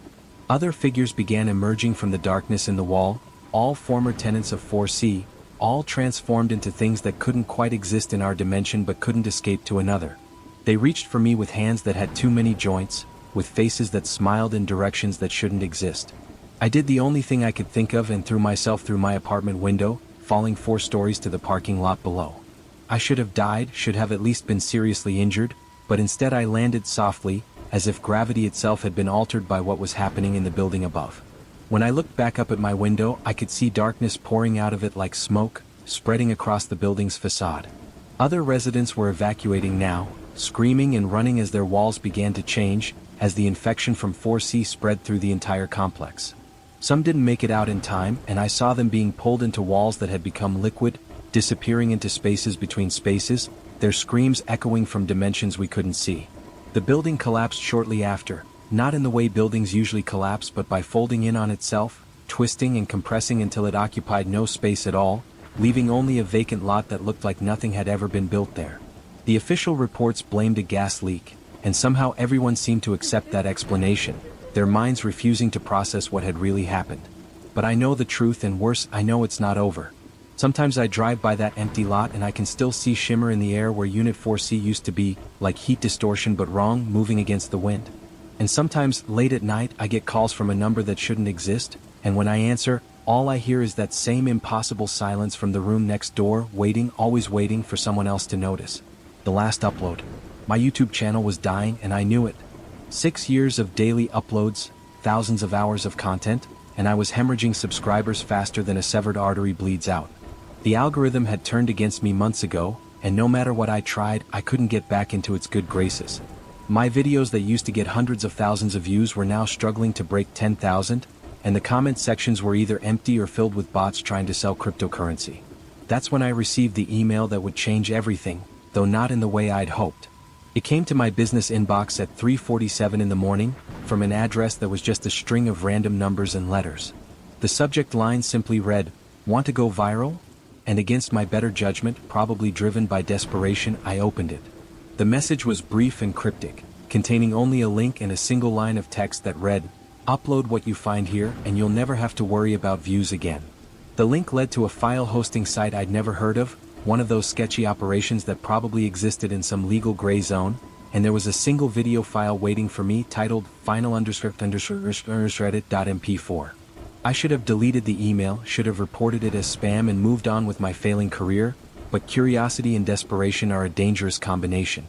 I downloaded the file, all 47 gigabytes of it, which seemed excessive for what the timestamp claimed was only a 10-minute video. My editing software struggled to open it, freezing twice before finally loading the timeline. The video was unlike anything I'd ever seen before, and I've seen a lot in my years of creating content. It started with static, but not normal static, more like what you might see if you could visualize radio waves or electromagnetic radiation. Then shapes began to form in the static, geometric patterns that hurt to look at directly, that seemed to have more dimensions than should be possible on a flat screen. After about 30 seconds, the patterns resolved into what looked like a room, but the perspective was all wrong, as if multiple viewpoints were being shown simultaneously. I could see the floor and ceiling at the same time, walls that connected in impossible ways, and in the center of this architectural impossibility was a figure sitting in a chair, facing away from all the cameras at once. The figure began to speak, but the audio was layered and distorted, like dozens of voices speaking in unison but slightly out of sync. I could only make out fragments of words, syllables that didn't quite form coherent sentences, but somehow still conveyed meaning directly to my brain. It was explaining something, teaching something, showing something that humans weren't meant to understand. As I watched, transfixed and increasingly disturbed, the video file began to affect my editing software in ways that shouldn't have been possible. The timeline started extending on its own, adding new segments that hadn't been there before. My other project files began corrupting, their thumbnails turning to static, their audio tracks playing backwards whispers that sounded almost like prayers or warnings. The figure in the chair slowly turned around, and the motion took the full remaining 9 minutes of the video, rotating in increments so small they were almost imperceptible. But as it turned, I realized it wasn't actually moving through space but through something else, each frame showing a different version of the same moment, like looking at time from outside its normal flow. When the figure finally faced the camera or cameras or whatever impossible recording setup had captured this, I saw that it didn't have a face in any conventional sense. Instead, there was a void that seemed to pull at my vision, drawing my consciousness toward it like a black hole draws in light. And in that void, I saw myself reflected infinitely, each reflection uploading a video, each video containing another reflection, an endless recursive loop of content creation. The video ended abruptly, cutting to black with no outro, no end screen, no call to action. I sat there in my dark office, shaking slightly, unsure what I had just witnessed. Every instinct told me to delete the file, to pretend I'd never seen it, but the rational part of my brain kept reminding me of my dwindling view counts, my mounting bills, my rapidly approaching irrelevance. I uploaded the video at exactly midnight, using the title that came with the file, final_cut__not_edit.mp4. No description, no tags, no thumbnail beyond the auto-generated one that showed only static. I expected it to disappear into the algorithm's void like all my recent content, maybe get flagged for containing corrupted data, but within minutes the view counter began climbing at an impossible rate. 1,000 views in the first minute, 10,000 in 5 minutes, 100,000 within the hour. The comments section exploded with activity, but none of the comments made sense. They were all timestamps, precise down to the millisecond, followed by coordinates that seemed to mark locations all around the world. Some comments were in languages I didn't recognize, using characters that didn't exist in any alphabet I knew. My subscriber count skyrocketed past its old peak and kept climbing. The video was spreading across social media platforms like a virus, being shared and reshared with captions that were just strings of numbers or symbols. Major news outlets began picking it up, calling it the strangest viral phenomenon in internet history, though none of them could explain what the video actually showed or why it was spreading so rapidly. But then the side effects started. People who watched the video began reporting strange experiences. They claimed to see the geometric patterns from the video overlaid on their vision like augmented reality. Some said they could hear the layered voices continuing to speak even after closing the video, delivering instructions they couldn't quite understand but felt compelled to follow. Sleep became impossible for viewers, not because of insomnia but because every time they closed their eyes, they found themselves in that impossible room from the video, sitting in chairs of their own, slowly turning to face something that shouldn't exist. Forums and support groups popped up overnight, filled with people trying to make sense of what they'd seen, trying to find ways to unsee it. The video platform tried to remove the video, but it wouldn't delete. They terminated my channel, but the video remained, now orphaned but still accessible through direct links that kept proliferating. They claimed it was a technical glitch, but leaked internal communications suggested that every attempt to remove the video from their servers resulted in it duplicating itself, spreading through their infrastructure like a digital cancer. Government agencies got involved, cybersecurity experts were called in, but nobody could explain how a simple video file could behave this way. The file size kept changing, sometimes 47 gigabytes, sometimes 400, sometimes just a few kilobytes, but the content remained the same. Computer scientists said it was impossible, that video files couldn't rewrite themselves, couldn't resist deletion, couldn't affect hardware the way this one did. A week after the upload, people started disappearing. Not all at once, but in patterns that matched those mysterious coordinates from the comment section. They would be there one moment and gone the next, leaving behind only a faint smell of ozone and static on any nearby screens. Security footage of the disappearances showed the missing people suddenly looking at something off camera, their faces reflecting a light source that didn't exist, before they simply ceased to be. I tried to come forward to explain where the video had come from, but I found that I couldn't. Every time I tried to speak about the email, the download, the upload, my voice would distort into the same layered whispers from the video. Text I typed would scramble into coordinates and timestamps. I was trapped, unable to warn anyone, unable to undo what I had done. The view count continued to climb into the billions, impossible numbers that exceeded the population of Earth. Tech experts claimed it was bots, but the platform's analytics showed each view coming from a unique IP address, many from ranges that shouldn't exist, from parts of the internet that weren't mapped, from servers that operated outside normal spacetime. Then I started noticing changes in my own archived videos. In the background of old vlogs, I could see that figure from the chair, always distant, always partially obscured, but definitely there. In gaming videos from years ago, the geometric patterns appeared on walls in the games, subtle but unmistakable once you knew what to look for. My entire channel history was being retroactively altered, as if the upload had always existed, had always been building toward this moment. The physical world began to change too. Buildings in major cities reported structural impossibilities, rooms that connected to themselves, stairs that went up but ended up down, windows that showed views of places that didn't exist. The geometric patterns from the video were found carved into ancient monuments, painted in caves that had been sealed for millennia, encoded in the cosmic microwave background radiation from the beginning of the universe. Scientists studying the phenomenon made a terrifying discovery. The video wasn't just spreading through the internet but through consciousness itself. People who had never seen the video, who had no internet access, were beginning to report the same symptoms. The patterns, the voices, the impossible room, all of it was propagating through human thought, using our minds as a medium for transmission. The figure from the chair began appearing in live broadcasts, standing in the background of news reports, sitting in the audience of talk shows, always turning, always in that endless rotation toward camera.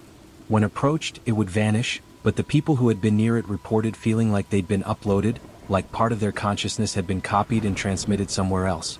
Religious leaders called it the end times, scientists called it a breakdown of consensus reality, conspiracy theorists called it first contact with an interdimensional species. But I knew the truth, it was all of these things and none of them. The video was a gateway, a piece of code that hacked not computers but existence itself, rewriting the rules of what was possible. The email I had received wasn't an offer but an inevitability.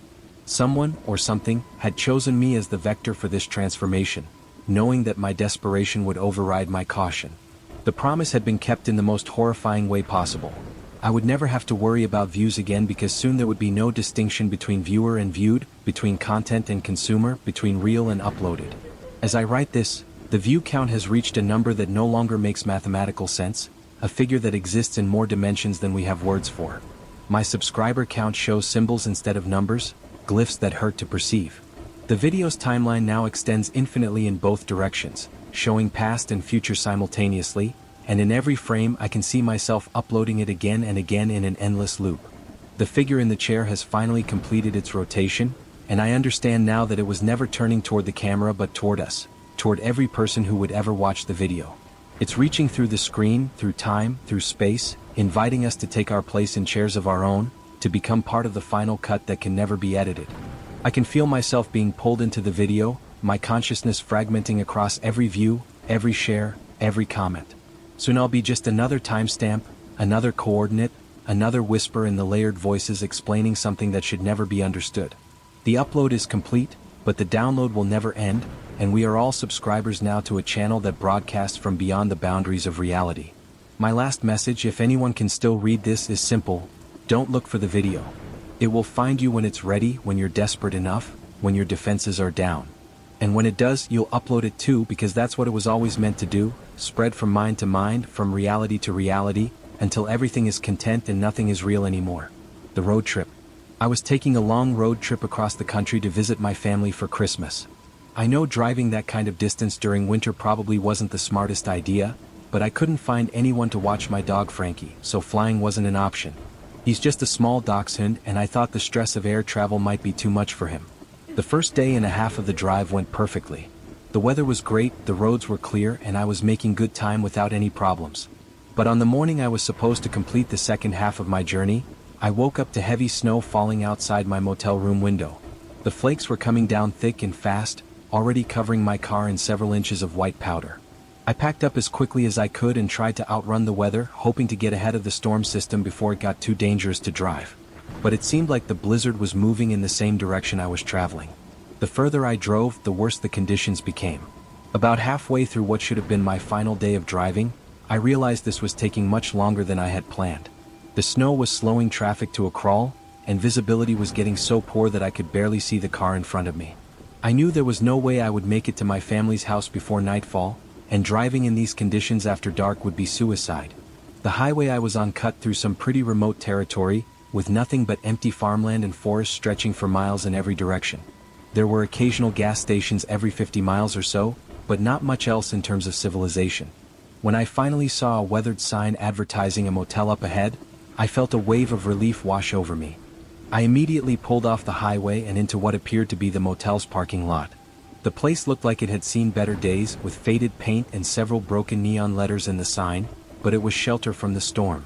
Most of the exterior lights were turned off, giving the whole place an abandoned feel, but I noticed there was one other vehicle parked near the office. I left my car running with the heater on full blast so Frankie would stay warm while I went to check on getting a room. The little guy was already shivering from the cold, and I didn't want to subject him to the blizzard any longer than necessary. I pulled my jacket tight around me and trudged through the deepening snow toward what I hoped was the main office. When I reached the front door of the building, I grabbed the handle and tried to pull it open, but it wouldn't budge. I tried pushing instead, thinking maybe I had the direction wrong, but the door still didn't move.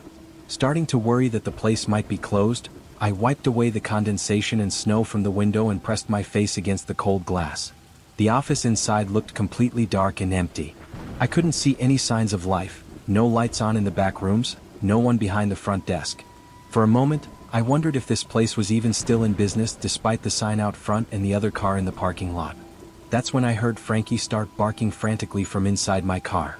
His bark was sharp and urgent, the way he sounded when he was genuinely frightened or trying to warn me about something. I turned around to see what had gotten him so worked up, and that's when I saw two men walking across the parking lot toward me. Something about their approach immediately made me uncomfortable. They weren't walking like normal travelers looking for shelter from the storm. Their movements were too deliberate, too focused on me specifically. They had clearly come from the other car in the lot, but instead of going to the office themselves, they were making a beeline directly for where I stood. I tried to act casual and started walking back toward my car, hoping to avoid any kind of confrontation. But as I moved, they adjusted their path to intercept me. It became obvious they weren't just fellow travelers dealing with the same weather problems I was. The older of the two men called out to me, asking if the motel was open. His voice was friendly enough, but there was something forced about it. I told them honestly that I thought the place was closed for the night, and tried to continue walking toward my vehicle. But they kept moving to block my path, making it impossible for me to reach my car without having to push past them. That's when the younger man started talking about car trouble. He claimed they were stranded and needed some gas to get back on the road. He asked if I might be able to spare some fuel or give them a ride to the nearest gas station. Under normal circumstances, I might have tried to help, but everything about this situation felt wrong. The way they had positioned themselves to trap me, the fact that their car had clearly been running just fine when they drove over to me, the isolated location with no witnesses around. Every instinct I had was screaming at me to get away from these men as quickly as possible. I told them firmly that I couldn't help and tried to back away from them while moving toward my car. But they weren't giving up easily. They kept following me, continuing to ask for assistance and making it clear they weren't going to let me leave without some kind of confrontation. I ended up having to make a wide circle around both men, walking through knee-deep snow to avoid getting too close to either of them. I could hear their footsteps crunching rapidly through the snow behind me as they tried to keep up. My heart was pounding as I realized just how vulnerable I was out here in the middle of nowhere. By the time I reached my car and managed to get the door open, they were already at my passenger side window. Frankie was whimpering and shaking, pressed against the driver's seat as far away from them as he could get. Even my dog could sense that these men meant trouble. One of them started knocking on the window, still maintaining the pretense that he just needed help with his car. But his knocking was getting more insistent, and I could see the frustration starting to show in his face. It was becoming clear that they had no intention of letting me drive away without getting what they wanted. I didn't wait around to find out what that might be. I quickly backed up my car, having to drive through a snow bank to get around them, and pulled back onto the highway as fast as the conditions would safely allow. In my rearview mirror, I could see them standing in the parking lot, watching me leave. After driving for about 15 minutes and putting some distance between myself and the motel, I decided to call the police. The whole encounter had felt too deliberate and threatening to ignore. I pulled over at the next rest area and dialed 911 to report what had happened. The dispatcher took down all my information and said they would send someone to check on the situation. About 20 minutes later, I got a call back from the responding officer. He told me that when they arrived at the motel, both men and their vehicle were already gone. That detail confirmed everything I had suspected about their intentions. If their car had really been broken down like they claimed, there's no way they could have left the area so quickly after I did. They had been running some kind of scam or worse, targeting isolated travelers who were vulnerable because of the weather. The officer advised me to trust my instincts in situations like that and commended me for getting away when I did. He said they had seen similar incidents along that stretch of highway before, usually involving people who prey on stranded motorists during bad weather. I ended up driving for another hour through the blizzard before I found a legitimate hotel chain where I could safely spend the night. Frankie and I were both exhausted and shaken by the experience, but we were alive and unharmed. Looking back on it now, I realize how much worse things could have gone if I had been less cautious or if I had tried to be helpful to those men. Sometimes the people who appear to need help the most are actually the ones you should be most afraid of. The thought of what might have happened if I had gotten out of my car to help them, or if I had been traveling alone without Frankie to alert me to their presence, still gives me chills. That remote stretch of highway would have been the perfect place for someone to disappear without a trace. I made it to my family's house the next day, but I've never forgotten that encounter at the abandoned motel. It taught me that predators often disguise themselves as victims, and that sometimes the most dangerous situations are the ones that seem like opportunities to help others.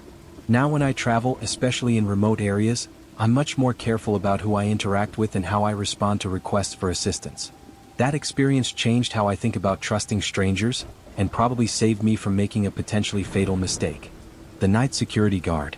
I took a job as a night security guard at an old office building downtown because I needed the money and the pay was surprisingly good for such simple work.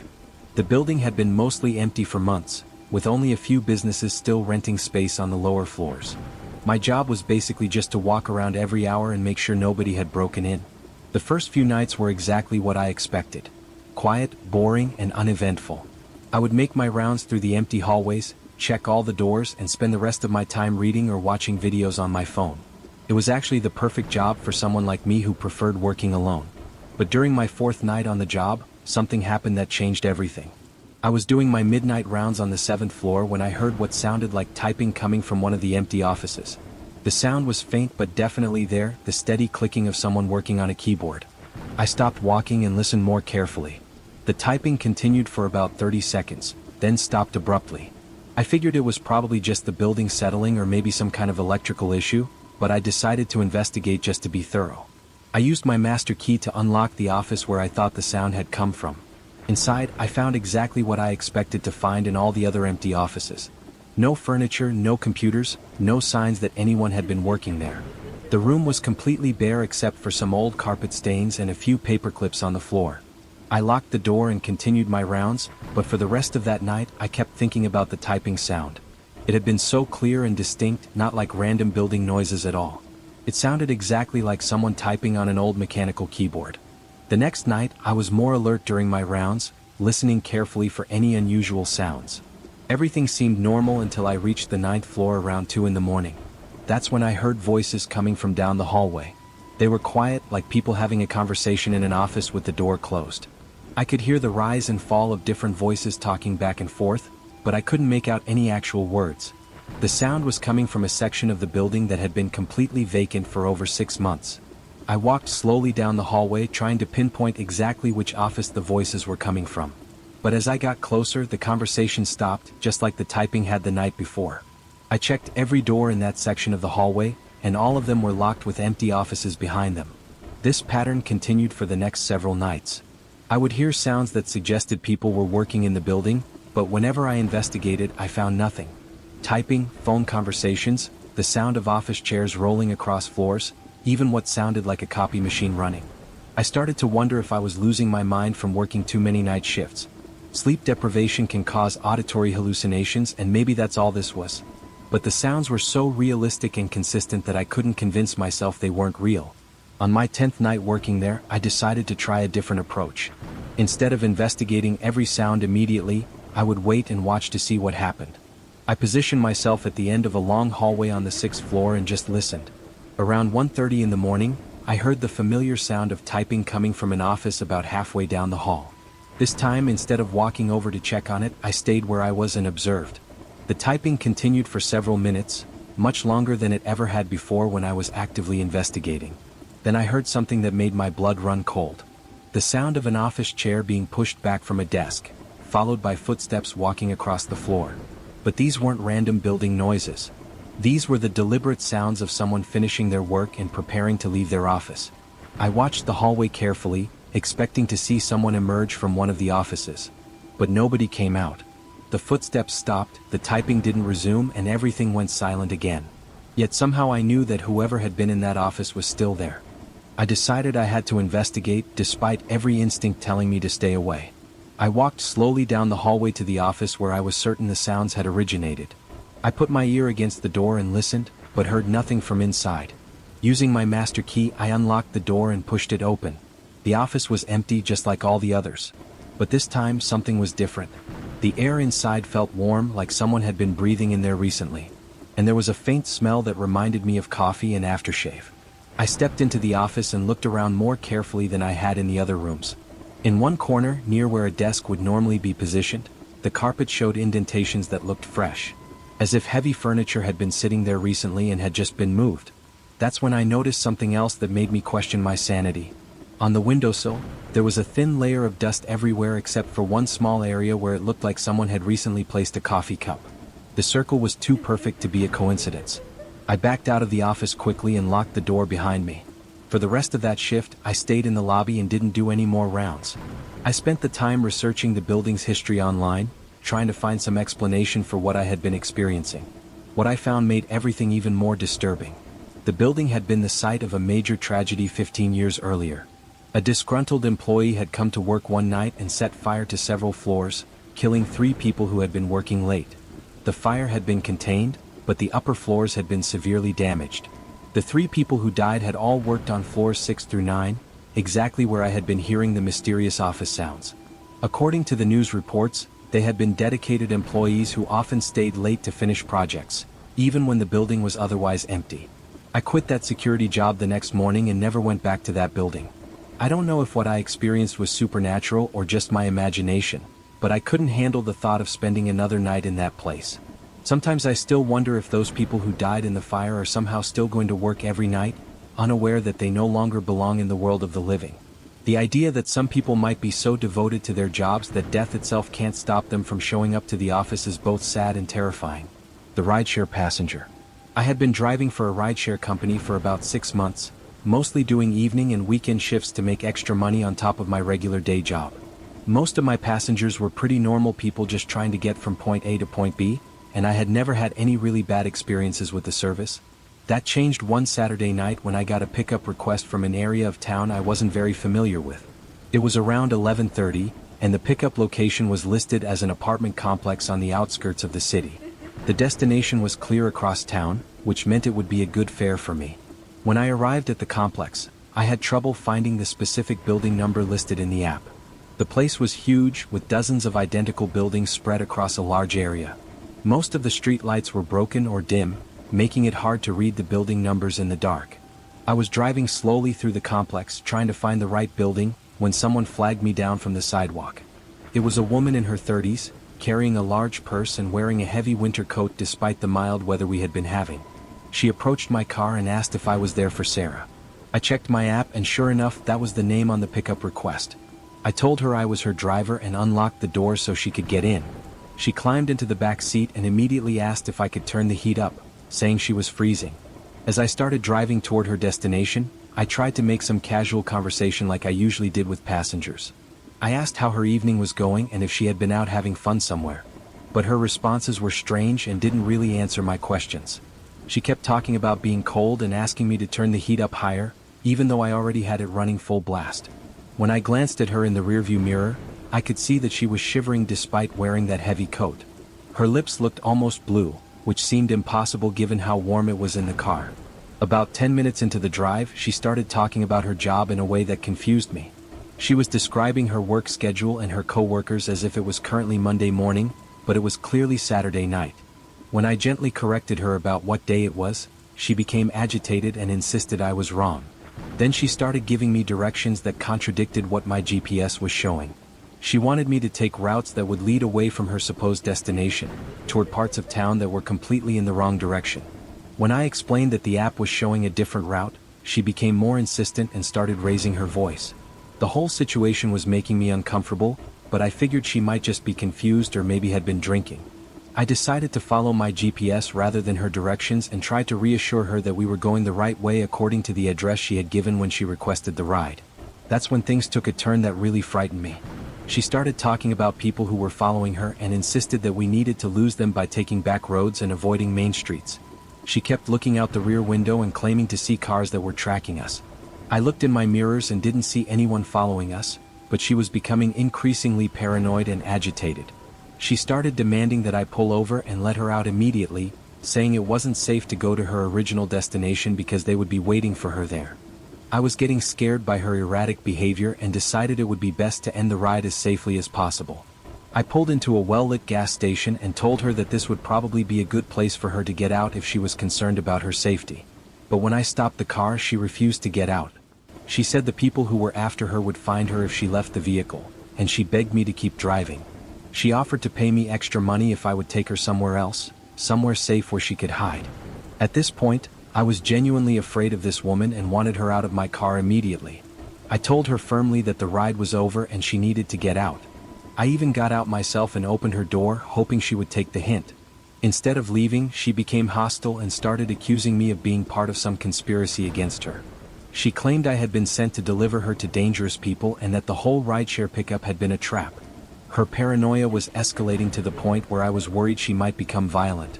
I ended up having to call the police from inside the gas station while she remained in my car.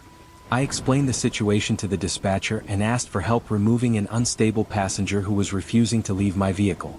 When the officers arrived, they immediately recognized the woman and told me this wasn't the first time they had dealt with her.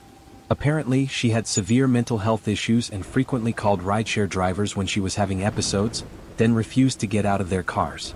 They were able to convince her to leave my vehicle and arranged for her to be taken to a facility where she could get help.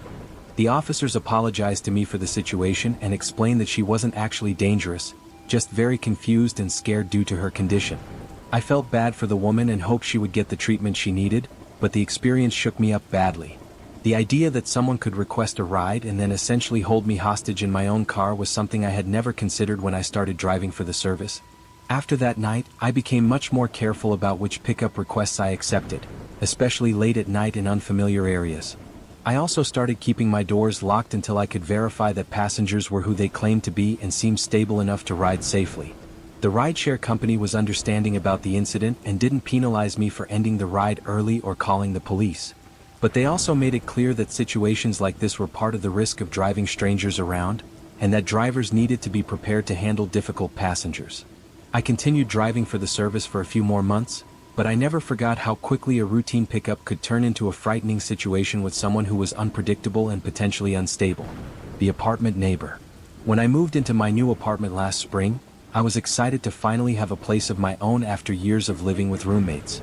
It was a small one-bedroom unit on the third floor of an older building, but it was affordable and in a decent neighborhood. The only downside was that the walls were pretty thin, so I could sometimes hear my neighbors going about their daily lives. My upstairs neighbor seemed to keep unusual hours. I would often hear footsteps and other sounds coming from the apartment above mine during the middle of the night. At first, I figured they probably worked a night shift job and were just getting home when most people were sleeping. The sounds weren't particularly loud or disruptive, just the normal noises you'd expect from someone walking around their apartment, running water, or moving furniture occasionally. I'm not a light sleeper, so it didn't really bother me, and I tried to be understanding since I knew apartment living meant dealing with some noise from neighbors. But after a few weeks, I started to notice patterns in the sounds that seemed strange. Every night around 2 or 3 in the morning, I would hear what sounded like furniture being dragged across the floor directly above my bedroom. It was always the same sequence of sounds, like someone was rearranging their living room furniture in exactly the same way every single night. I couldn't understand why anyone would need to move their furniture around on a daily basis, especially in the middle of the night. It seemed like an odd thing to do repeatedly, but I tried not to read too much into it. Maybe they had a home gym setup that they assembled and disassembled for their nighttime workouts. Then I started hearing other sounds that were harder to explain away. There would be long periods of what sounded like pacing, where someone walked back and forth across the apartment for hours at a time. The footsteps were heavy and deliberate, like someone who was agitated or anxious about something.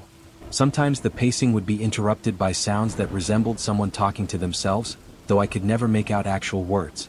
It was more like the rhythm and tone of a one-sided conversation, as if they were having an argument with someone who wasn't responding. I began to feel sorry for my neighbor, thinking they might be going through some kind of personal crisis or mental health struggle. The nighttime pacing and talking suggested someone who was dealing with stress or anxiety and couldn't sleep. I considered introducing myself and seeing if they needed someone to talk to. But then the sounds started getting more disturbing. One night, I was awakened by what sounded like someone repeatedly dropping heavy objects on the floor above me.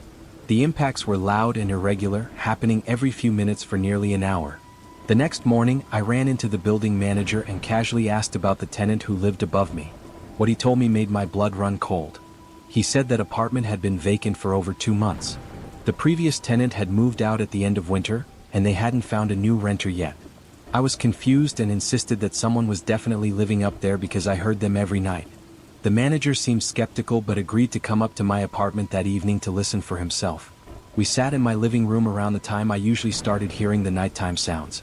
Right on schedule, around 2:30 in the morning, the familiar furniture dragging sounds began. The manager's face went pale as he heard the unmistakable noise of someone moving heavy objects around upstairs. He immediately went up to check the apartment, using his master key to unlock the door. I followed behind him, curious to finally see who my mysterious neighbor was. But when we entered the apartment above mine, it was completely empty. No furniture, no personal belongings, no signs that anyone had been living there recently. The manager was as confused as I was. He checked all the windows and the balcony door, but everything was locked from the inside. There was no way someone could have been in the apartment making those sounds and then escaped without us seeing them.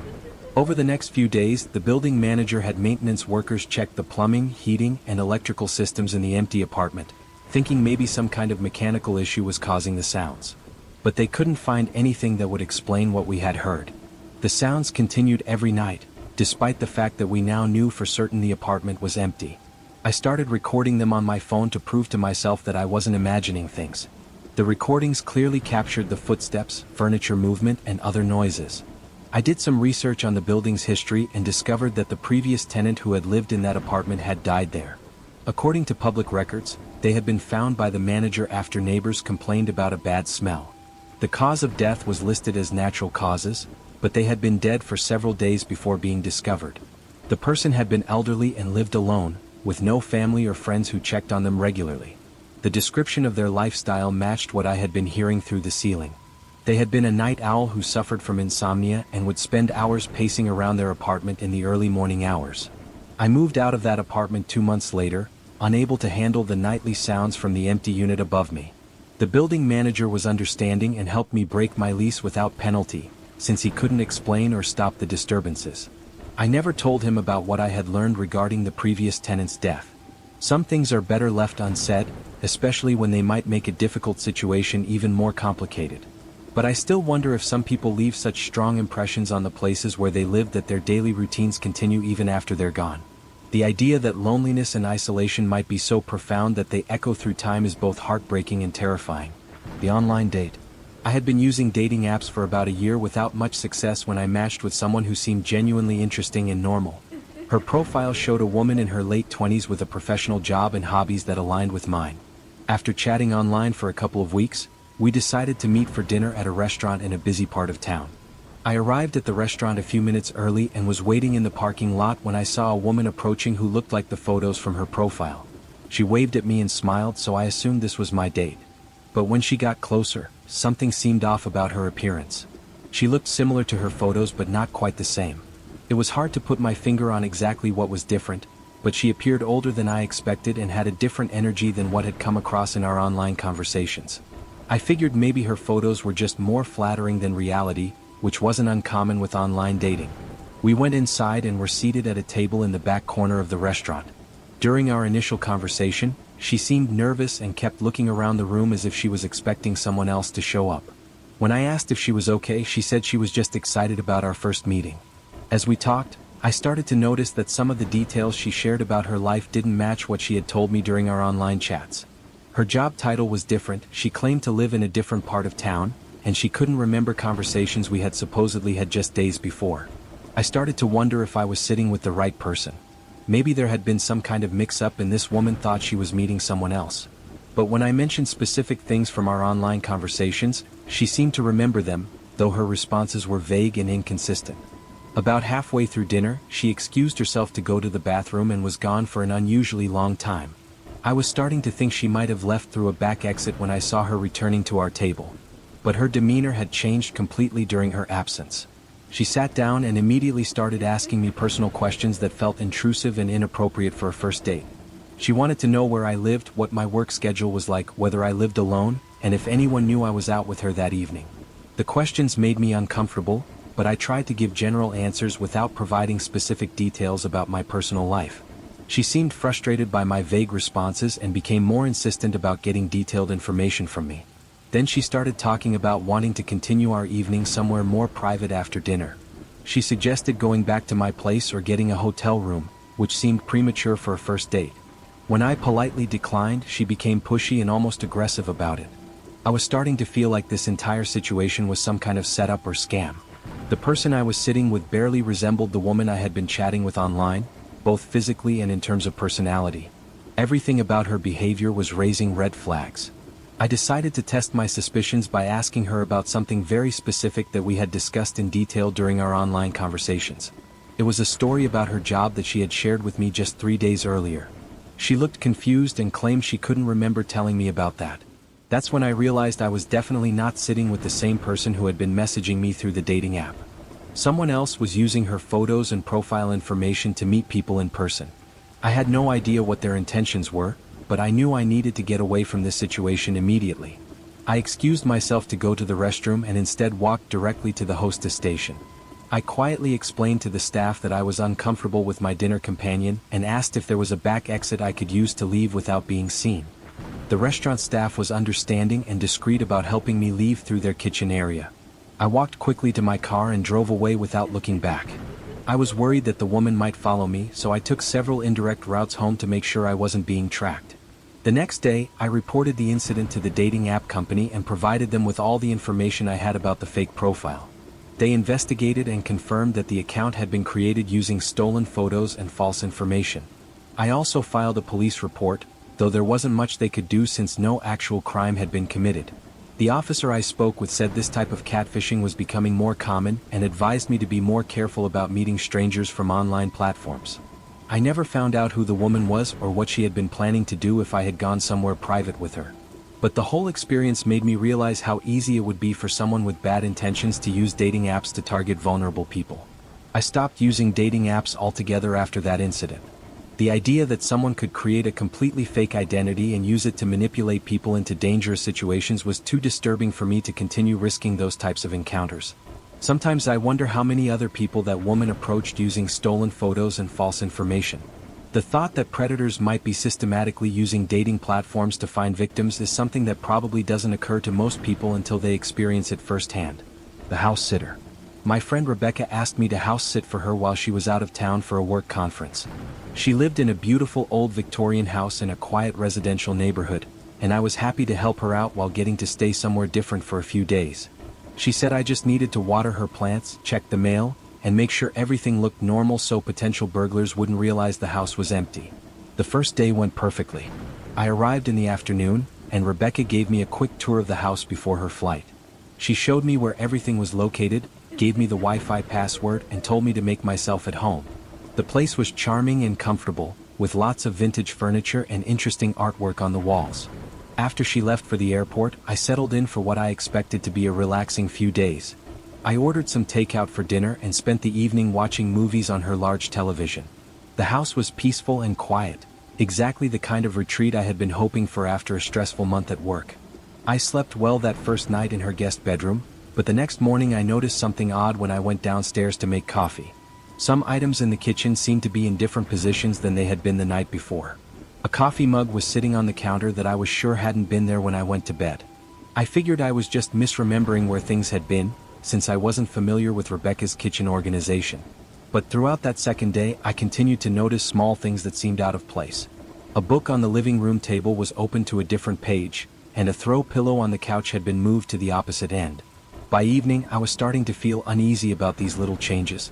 I tried to convince myself that I was being paranoid, but I couldn't shake the feeling that someone else had been in the house while I was out running errands that afternoon. I decided to be more observant about the placement of objects before I went to bed that night. I made mental notes of exactly where I left certain items and even took photos of some rooms with my phone so I could compare them in the morning. When I woke up the next day, my suspicions were confirmed. Several things had definitely been moved during the night. A kitchen chair was pushed out from the table, a magazine in the living room was folded open to a different article, and the remote control for the television was on a different cushion of the couch. Someone had been in the house while I was sleeping upstairs, moving around and touching Rebecca's belongings. The thought that an intruder had been creeping around just below my bedroom was terrifying. I immediately called the police to report a break-in. When the officers arrived, we did a thorough search of the house together. All the doors and windows were still locked from the inside, with no signs of forced entry. The security system hadn't been triggered, and there was no evidence that anyone had broken into the property. The police were skeptical about my claims that items had been moved, suggesting that I might just be confused about the layout of a house that wasn't familiar to me. I showed them the photos I had taken the night before, but the differences were so subtle that it was hard to prove definitively that things had been disturbed. After the officers left, I called Rebecca to tell her what was happening. She was concerned and confused, but didn't have any explanation for what I was experiencing. She confirmed that she had activated the security system before leaving and that no one else had keys to the house. That afternoon, I decided to set up a more systematic test to see if the disturbances would continue. I placed small objects in very specific positions throughout the house and used my phone to take detailed photos from multiple angles. If someone was moving things, I would have undeniable proof. I also decided to stay awake that night to see if I could catch whoever was getting into the house. I positioned myself in the living room with a clear view of both the front and back doors, determined to solve this mystery once and for all. Around 3 in the morning, I heard the faintest sound of movement coming from the kitchen. It was so quiet that I almost missed it, just the soft sound of something being placed on the counter. I crept toward the kitchen as silently as possible, my heart pounding with anticipation. When I peered around the corner, I saw something that made me question my sanity. There was no one in the kitchen, but I could clearly see that the coffee mug I had left by the sink was now sitting in the center of the counter, exactly where I had found it that first morning. I stood there staring at the mug, trying to process what I had just witnessed. I had heard it being moved, but there was no one there to move it. I searched the entire kitchen and dining room, but found no explanation for what had happened. That's when I noticed something else that chilled me to the bone. The photos I had taken earlier were still on my phone, but when I compared them to the current state of the house, I could see that dozens of small items had been moved to different positions while I had been watching the doors. Someone or something had been rearranging Rebecca's belongings right under my nose, moving through the house so quietly and skillfully that I never saw or heard them directly. I packed my things immediately and left the house, spending the rest of my house-sitting commitment at a nearby hotel.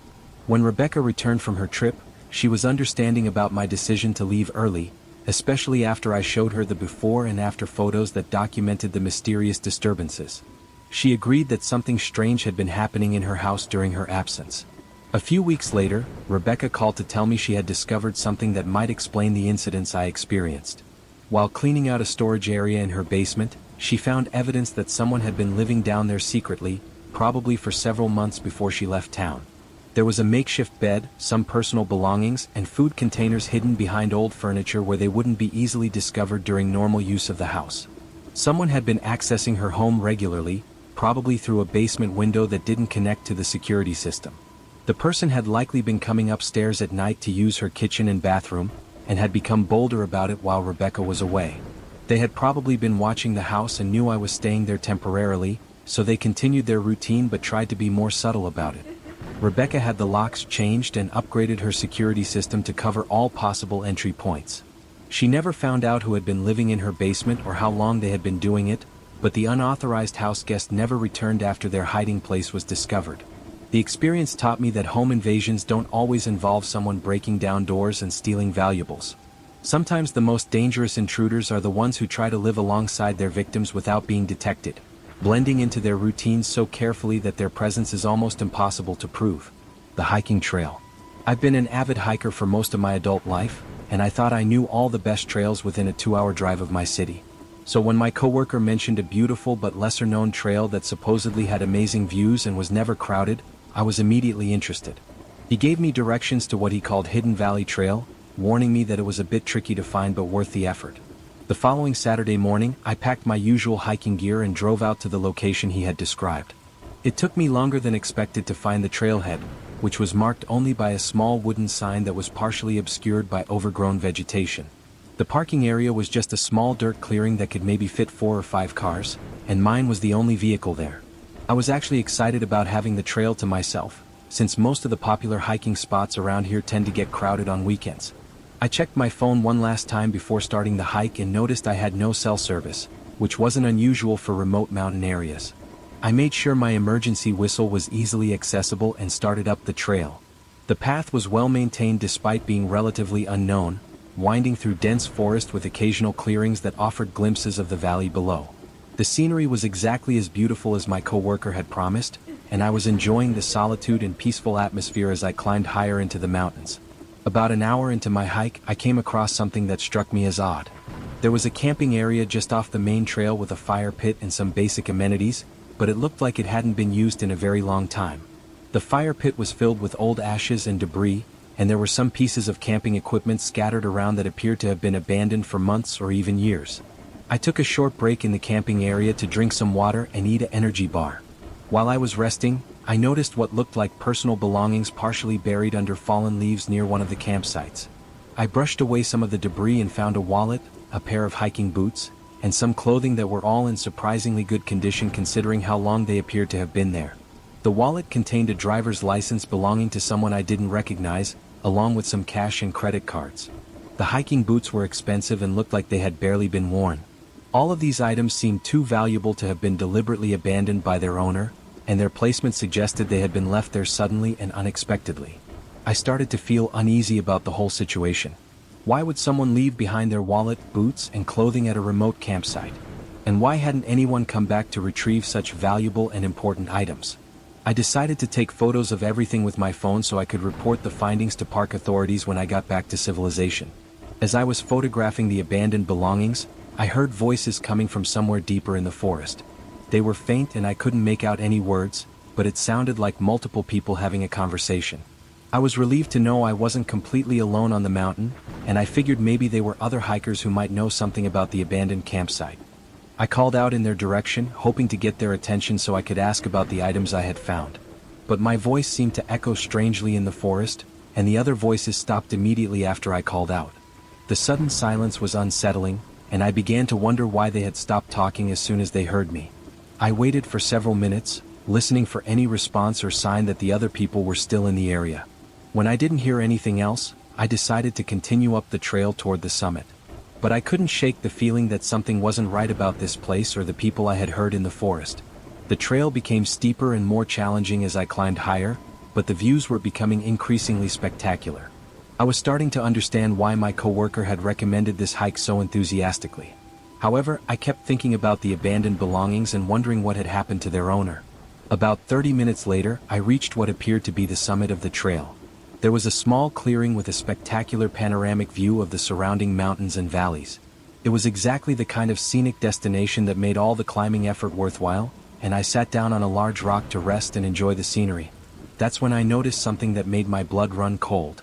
There were more personal belongings scattered around the summit area, but these appeared to be much more recent. There was a backpack that looked almost new, a digital camera, and a smartphone that was still partially charged when I picked it up.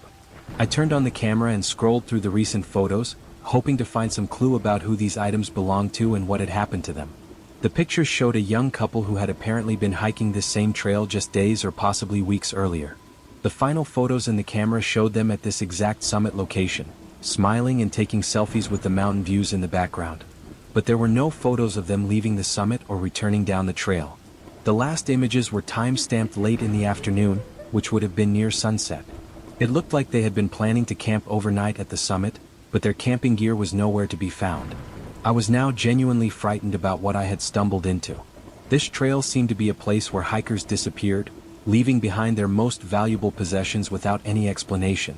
The fact that I had found belongings from multiple people at different locations along the trail suggested this was an ongoing pattern rather than isolated incidents.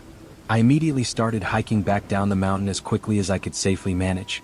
I wanted to get back to my car and report these findings to the authorities before something happened to me as well. The voices I had heard earlier could have belonged to whoever was responsible for these disappearances. As I descended the trail, I kept looking over my shoulder and listening for any sounds that might indicate someone was following me. The forest seemed different during my descent, more menacing and full of shadows that could conceal potential threats. Every rustling leaf or snapping twig made me jump with fear. About halfway back to the trailhead, I heard those voices again, but this time they seemed closer and more distinct. I couldn't make out specific words, but the tone sounded almost conversational, like people discussing something casually. The normalcy of their tone was somehow more frightening than if they had sounded threatening or aggressive. I picked up my pace and tried to move as quietly as possible, hoping to reach my car without drawing attention from whoever was in the forest. The sun was starting to set, and I realized I might end up hiking in darkness if I didn't hurry. The thought of being on this trail after dark was absolutely terrifying. When I finally reached the parking area, I was relieved to see that my car was still there and appeared to be undamaged. I quickly threw my hiking gear into the back and drove away as fast as I could manage on the rough dirt road. I didn't slow down until I reached the main highway and had cell phone service again. I immediately called the local sheriff's office and reported everything I had found on the trail. The deputy I spoke with seemed very interested in my story and asked me to come to the station to file a formal report and turn over the photos I had taken. When I met with investigators the next day, they told me that several hikers had been reported missing in that area over the past 2 years, but search teams had never been able to locate any trace of them. My discovery of their personal belongings finally gave them concrete evidence about what had happened to at least some of the missing people. The trail was immediately closed to the public while law enforcement conducted a thorough investigation.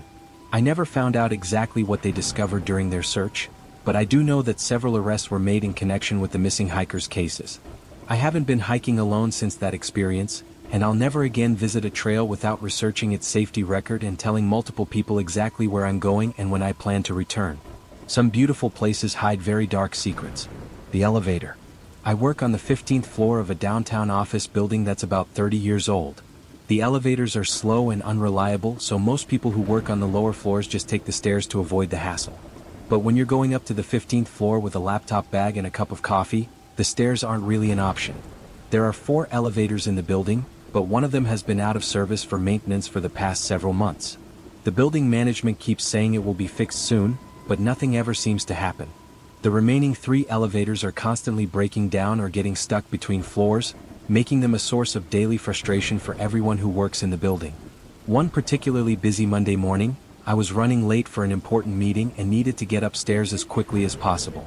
The elevator lobby was crowded with other office workers who were all trying to get to their floors, and the wait for the functioning elevators was longer than usual.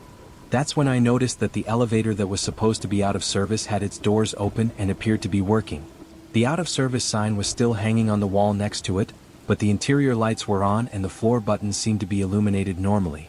Since I was running late and the other elevators were taking forever, I decided to take a chance on the supposedly broken elevator. I figured that maybe the maintenance work had been completed and someone had just forgotten to remove the out-of-service sign. I stepped inside and pressed the button for the 15th floor. The doors closed smoothly and the elevator started moving up at a normal speed. I was pleased with my decision to ignore the warning sign and was already mentally preparing for my meeting as the floor numbers counted upward on the digital display. But when the elevator reached the 15th floor, the doors didn't open. The display showed that I was on the correct floor, but the elevator just sat there without any indication that it was going to let me out.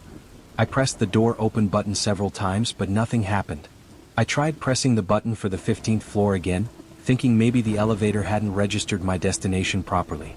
But the button was already lit up, indicating that the elevator knew where I wanted to go.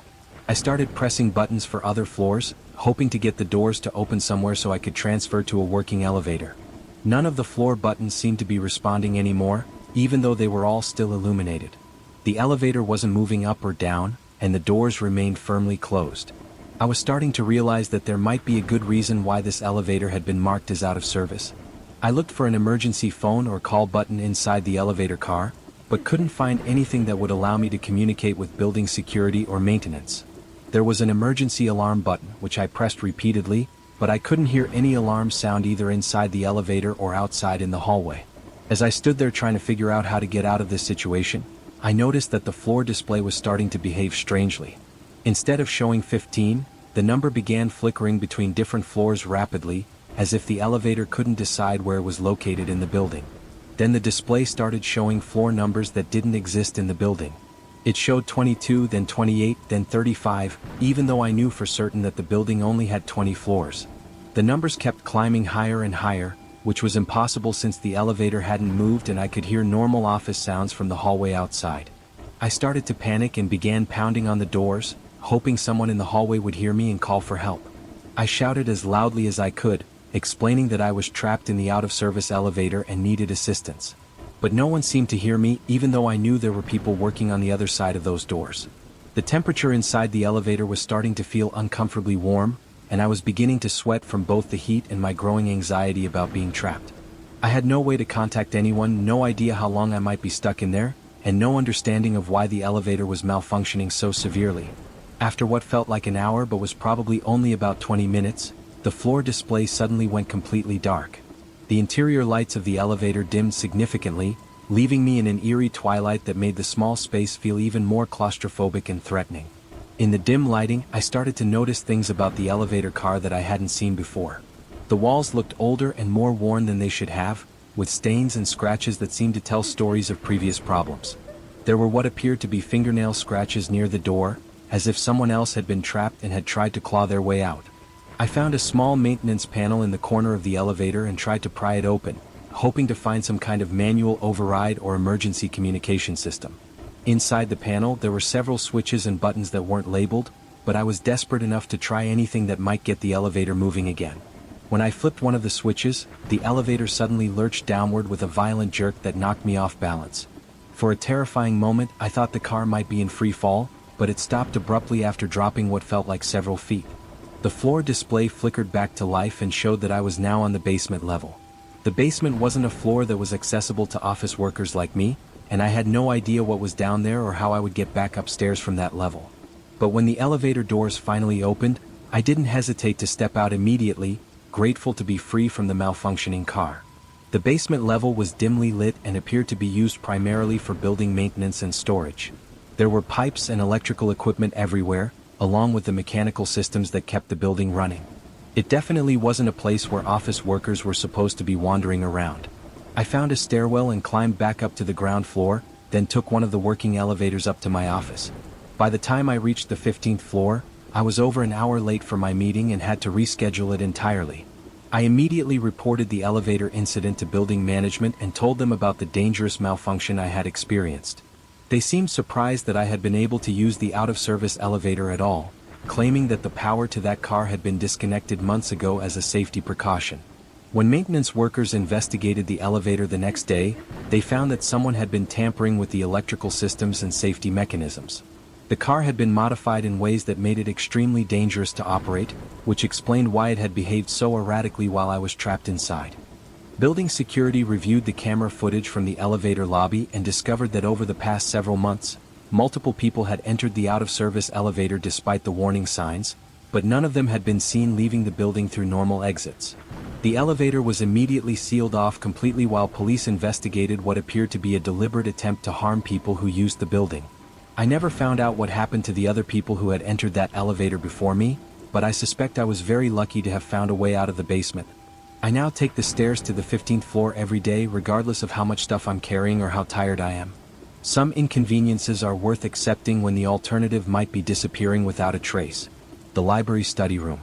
During my final semester of college, I was working on my senior thesis and needed a quiet place to write and research without distractions. The main library on campus was always crowded and noisy, especially during final season, so I was excited when I discovered there were private study rooms available for reservation in the basement level of the building. The basement study rooms were much less popular than the ones on the upper floors, probably because they felt a bit isolated and didn't have any windows. But they were usually available when I needed them, and the complete silence was perfect for the kind of focused work I was trying to accomplish. I started reserving the same study room every evening for several weeks, developing a routine where I would head down to the basement around 7 o'clock and work until the library closed at midnight. Room B12 became like my personal office, and I was making excellent progress on my thesis in that distraction-free environment. The only thing that occasionally bothered me about the basement location was how empty and quiet it was down there. Sometimes I would go entire evenings without seeing another person, and the isolation could feel a bit unsettling, especially late at night. But I figured that was just the price of having access to such a perfect study space. After about 2 weeks of this routine, I started noticing small things that seemed unusual but not necessarily alarming. Sometimes when I arrived at my reserved study room, the chair would be positioned differently than how I had left it the previous night. Or books that I had stacked in a particular order would be rearranged slightly. I assumed that custodial staff were probably cleaning the room between my study sessions and just moved things around while doing their work.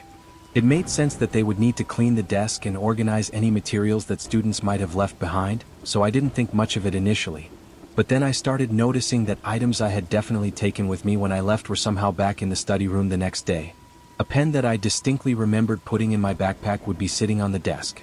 A notebook that I had carried out with me would be open to a different page and left on the table. This was more difficult to explain away as normal custodial activities. Why would cleaning staff bring my personal belongings back to the study room? And how would they even know which items belonged to me versus other students who might have used the room? I decided to test my suspicions by deliberately leaving a specific book in a particular position on the desk when I finished studying one night. The next evening when I returned, the book had been moved to a different location and was open to a page that I hadn't been reading. Someone was definitely spending time in my study room between my visits, and they were going through my materials and personal belongings. The thought that a stranger was handling my research notes and thesis work made me feel violated and concerned about my privacy. I started taking all of my materials with me every night and being more careful about what I left in the room. But even with these precautions, I continued to find evidence that someone else was using the space. There would be indentations in the chair cushion that suggested someone heavier than me had been sitting there, or the room would smell faintly of cologne that I didn't recognize. One evening, I decided to return to the library earlier than usual to see if I could catch whoever was using my study room without permission. Instead of arriving at 7 o'clock like I normally did, I went down to the basement around 5:30 and quietly approached room B12. The door was closed, but I could see light coming from under the gap at the bottom. Someone was definitely inside, even though the room was supposed to be reserved for me during those evening hours. I stood outside and listened, trying to determine what the person was doing inside my study room.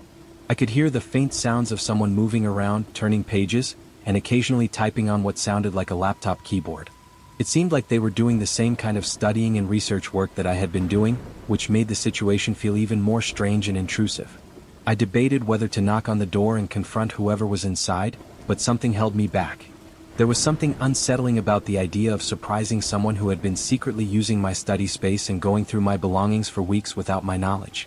Instead, I decided to go upstairs and inform the library staff about the situation. I found a librarian at the main desk and explained that someone was using a study room that I had specifically reserved, and that this person seemed to have been accessing the room regularly without proper authorization. The librarian was confused by my complaint and checked the reservation system on her computer. According to their records, room B12 had not been reserved by anyone for the past 3 months. She claimed that I had never made any reservations for that room, despite my clear memories of booking it online every week. I insisted that there had to be some kind of error in their system and asked her to come down to the basement with me to check on the situation. She seemed skeptical but agreed to investigate, probably just to satisfy a concerned student who was obviously confused about something. When we reached the basement level and approached room B12, the door was now open and the lights were off. The librarian used her key to enter the room, and we both looked around for any signs that someone had been using the space recently. The room was completely empty and appeared to have been unused for a significant period of time. There was dust on the desk and chair, and the air had a stale quality that suggested the room hadn't been occupied in weeks or possibly months. The librarian pointed out that room B12 had actually been closed for renovation for most of the semester, which was why it wasn't appearing in the reservation system. She was confused about how I had been accessing the room, since it was supposed to be locked and off limits to students. But I had definitely been studying in that room every evening for weeks. I had been making progress on my thesis, taking notes, and conducting research in that exact space. The chair, the desk, the lighting, everything was exactly as I remembered it from my nightly study sessions. As we left the basement level, the librarian suggested that I might be thinking of a different study room, possibly on one of the upper floors. She offered to help me make proper reservations for available spaces where I could continue working on my thesis project. But I knew with absolute certainty that room B12 was where I had been studying every night. I could describe every detail of the space, from the position of the electrical outlets to the color of the carpet. There was no way I was confused about the location. I never found a satisfactory explanation for what had happened during those weeks of studying in the basement. I switched to using study rooms on the upper floors for the remainder of the semester, but I always wondered who else had been sharing that space with me and why the library had no record of the room being in use. Sometimes I think about the person I heard moving around inside the room that evening, and I wonder if they were as confused about my presence as I was about theirs. Maybe some spaces exist in ways that don't conform to normal rules about reservations and official records. The phone call.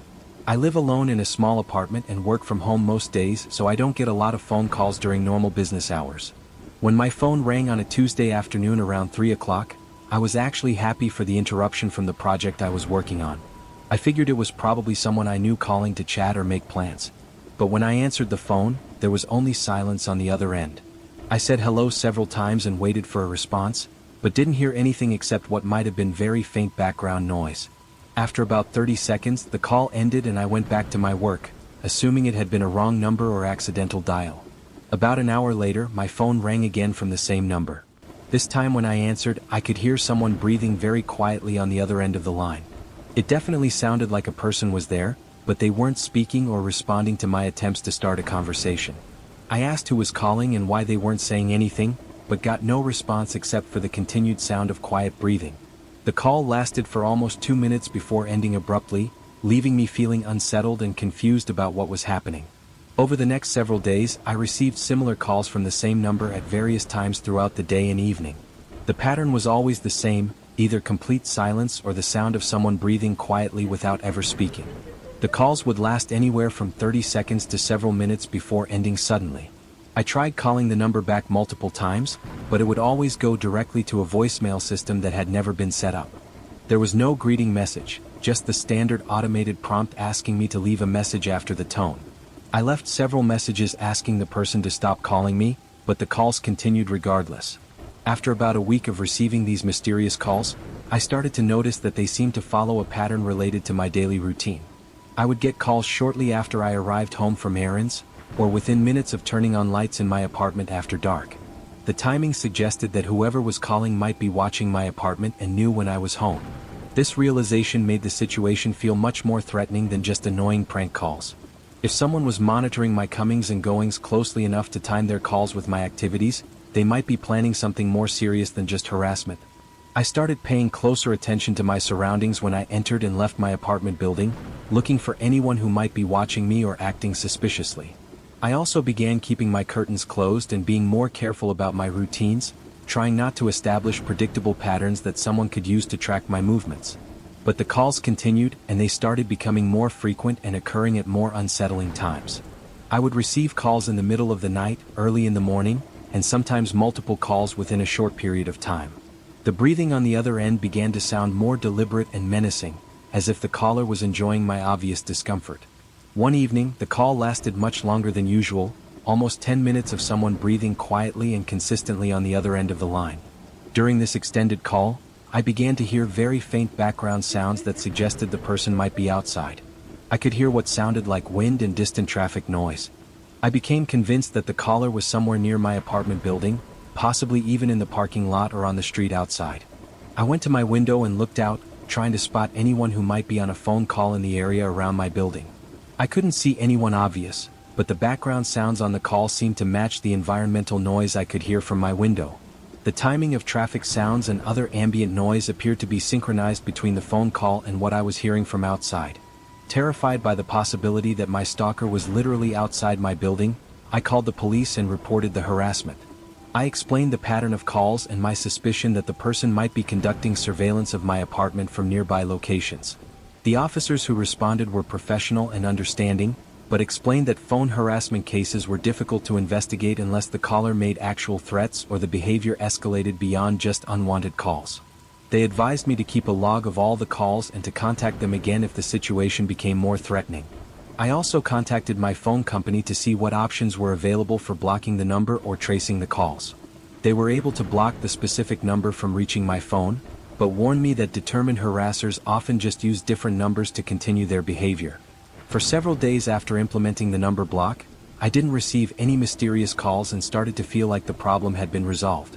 But then the calls resumed from different numbers, following the same pattern of silent breathing and careful timing that suggested continued surveillance. I realized that whoever was doing this was more persistent and resourceful than I had initially thought. They were adapting their methods to work around the obstacles I was putting in their way, which suggested a level of dedication that was truly frightening. I started varying my daily routine significantly, leaving my apartment at different times and taking different routes to make it harder for someone to predict my movements. I also installed additional locks on my doors and made sure all my windows were secured properly. But the calls continued from various numbers, always featuring the same eerie breathing and background sounds that suggested the caller was somewhere in my neighborhood. The psychological impact of knowing that someone was watching me and timing their harassment so precisely was becoming overwhelming. After several weeks of this escalating harassment, I made the difficult decision to move to a different apartment in a different part of town. I didn't tell anyone except my closest family members about my new address and phone number, hoping to break the pattern and escape from whoever had been stalking me. The harassment stopped after I moved, confirming my suspicion that the caller had been someone with access to information about my previous address and daily routines. I never found out who was responsible or what their ultimate intentions might have been.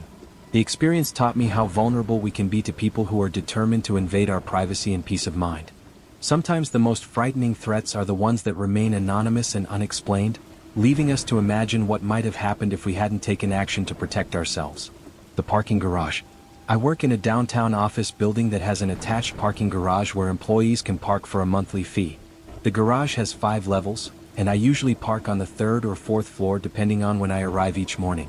It's convenient to have covered parking so close to the office, but the garage can feel a bit creepy when it's not busy, especially late in the evening. Most of the time, the garage is full of activity during normal business hours with people coming and going constantly. But occasionally I work late and end up being one of the last people to leave the building, which means walking through a mostly empty garage to reach my car. That's usually when I'm most aware of how isolated and vulnerable the space can feel. About 3 months ago, I started working on a project that required me to stay late several nights per week. This meant I was regularly walking through the dimly lit parking garage around 8 or 9 o'clock, when most of the other employees had already gone home for the day. During one of these late evenings, I noticed a car that seemed out of place on the 4th floor where I had parked that day. It was an older sedan with tinted windows, parked in a spot that gave the occupant a clear view of the elevator and stairwell exits. The car's engine was running, but I couldn't see anyone inside due to the dark window tinting. I found it strange that someone would be sitting in their car with the engine running for an extended period in a parking garage, especially since the building's offices were all closed for the day. I wondered if they might be waiting for someone or having car trouble, but their positioning seemed more deliberate than that. I got in my car and drove past the sedan on my way to the exit, trying to get a better look at who was inside. But the tinted windows made it impossible to see the driver clearly, and they didn't acknowledge my presence in any way. I assumed it was probably nothing to worry about and forgot about it by the next morning. But over the next several days, I kept seeing the same car in different locations throughout the parking garage during my late evening departures. It was always parked in strategic positions that provided a good view of the main traffic areas, and the engine was always running as if the driver was ready to leave quickly. I started paying more attention to the car's license plate and other identifying features, wondering if it belonged to someone who worked in the building or if it was an unauthorized vehicle. The license plate wasn't familiar to me, and the car didn't have any employee parking permits that would indicate legitimate access to the garage. One evening, I decided to take a different route to my car to see if the mysterious vehicle would adjust its position accordingly. Instead of taking the elevator to the 4th floor like I normally did, I used the stairwell and emerged on the 3rd floor instead. Sure enough, the sedan was parked on the 3rd floor that evening, positioned in a spot that would allow the driver to observe both the elevator and stairwell exits. This suggested that whoever was in the car was deliberately tracking my movements and positioning themselves to maintain surveillance. I was now genuinely concerned that someone was following me or conducting some kind of surveillance operation focused on my activities. The fact that they were adapting their position based on my behavior indicated a level of planning and attention that was definitely not coincidental. I started varying my departure times and routes more significantly, trying to make it difficult for anyone to predict my movements. But no matter what changes I made to my routine, the sedan would appear in appropriate locations to maintain visual contact with wherever I parked. The situation escalated when I started noticing the same car in other locations outside of the parking garage. I saw it parked on the street near my apartment building one weekend, and later spotted it in the parking lot of a grocery store where I regularly shopped. The driver was clearly conducting comprehensive surveillance of my daily activities. I reported the stalking behavior to building security and provided them with the car's license plate number and description. They agreed to increase their patrols of the parking garage and to investigate whether the vehicle had legitimate access to the facility. Building security discovered that the car did not belong to any employee or authorized user of the parking garage. They also found that someone had been using a cloned access card to enter the facility, which explained how the vehicle was able to come and go without triggering security alerts. The security team started monitoring the parking garage more closely and eventually confronted the driver of the sedan during one of their surveillance sessions. The person claimed to be a private investigator working on a case, but refused to provide credentials or explain why they were conducting surveillance in a private parking facility. When police became involved in the investigation, they discovered that the supposed private investigator was actually someone with a history of stalking behavior and several restraining orders from previous victims. The person had been using stolen access cards and other fraudulent methods to gain entry to various buildings around the city. It turned out that I had been randomly selected as a target based on my predictable work schedule and routine use of the parking garage. The stalker had been building a comprehensive profile of my activities with the intention of eventually escalating to more direct contact or harassment. I was fortunate that building security took my concerns seriously and investigated the situation before it could progress to something more dangerous. Many stalking situations escalate significantly before victims are able to get help from authorities or security personnel. I still work in the same building, but I've made significant changes to my routine and security awareness. I vary my schedule as much as possible, use different parking areas, and always maintain awareness of my surroundings when walking through the garage alone.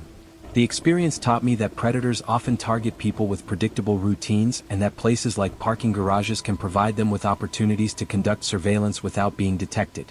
Sometimes the key to staying safe is simply being aware that you might be watched and taking steps to make yourself a less predictable target.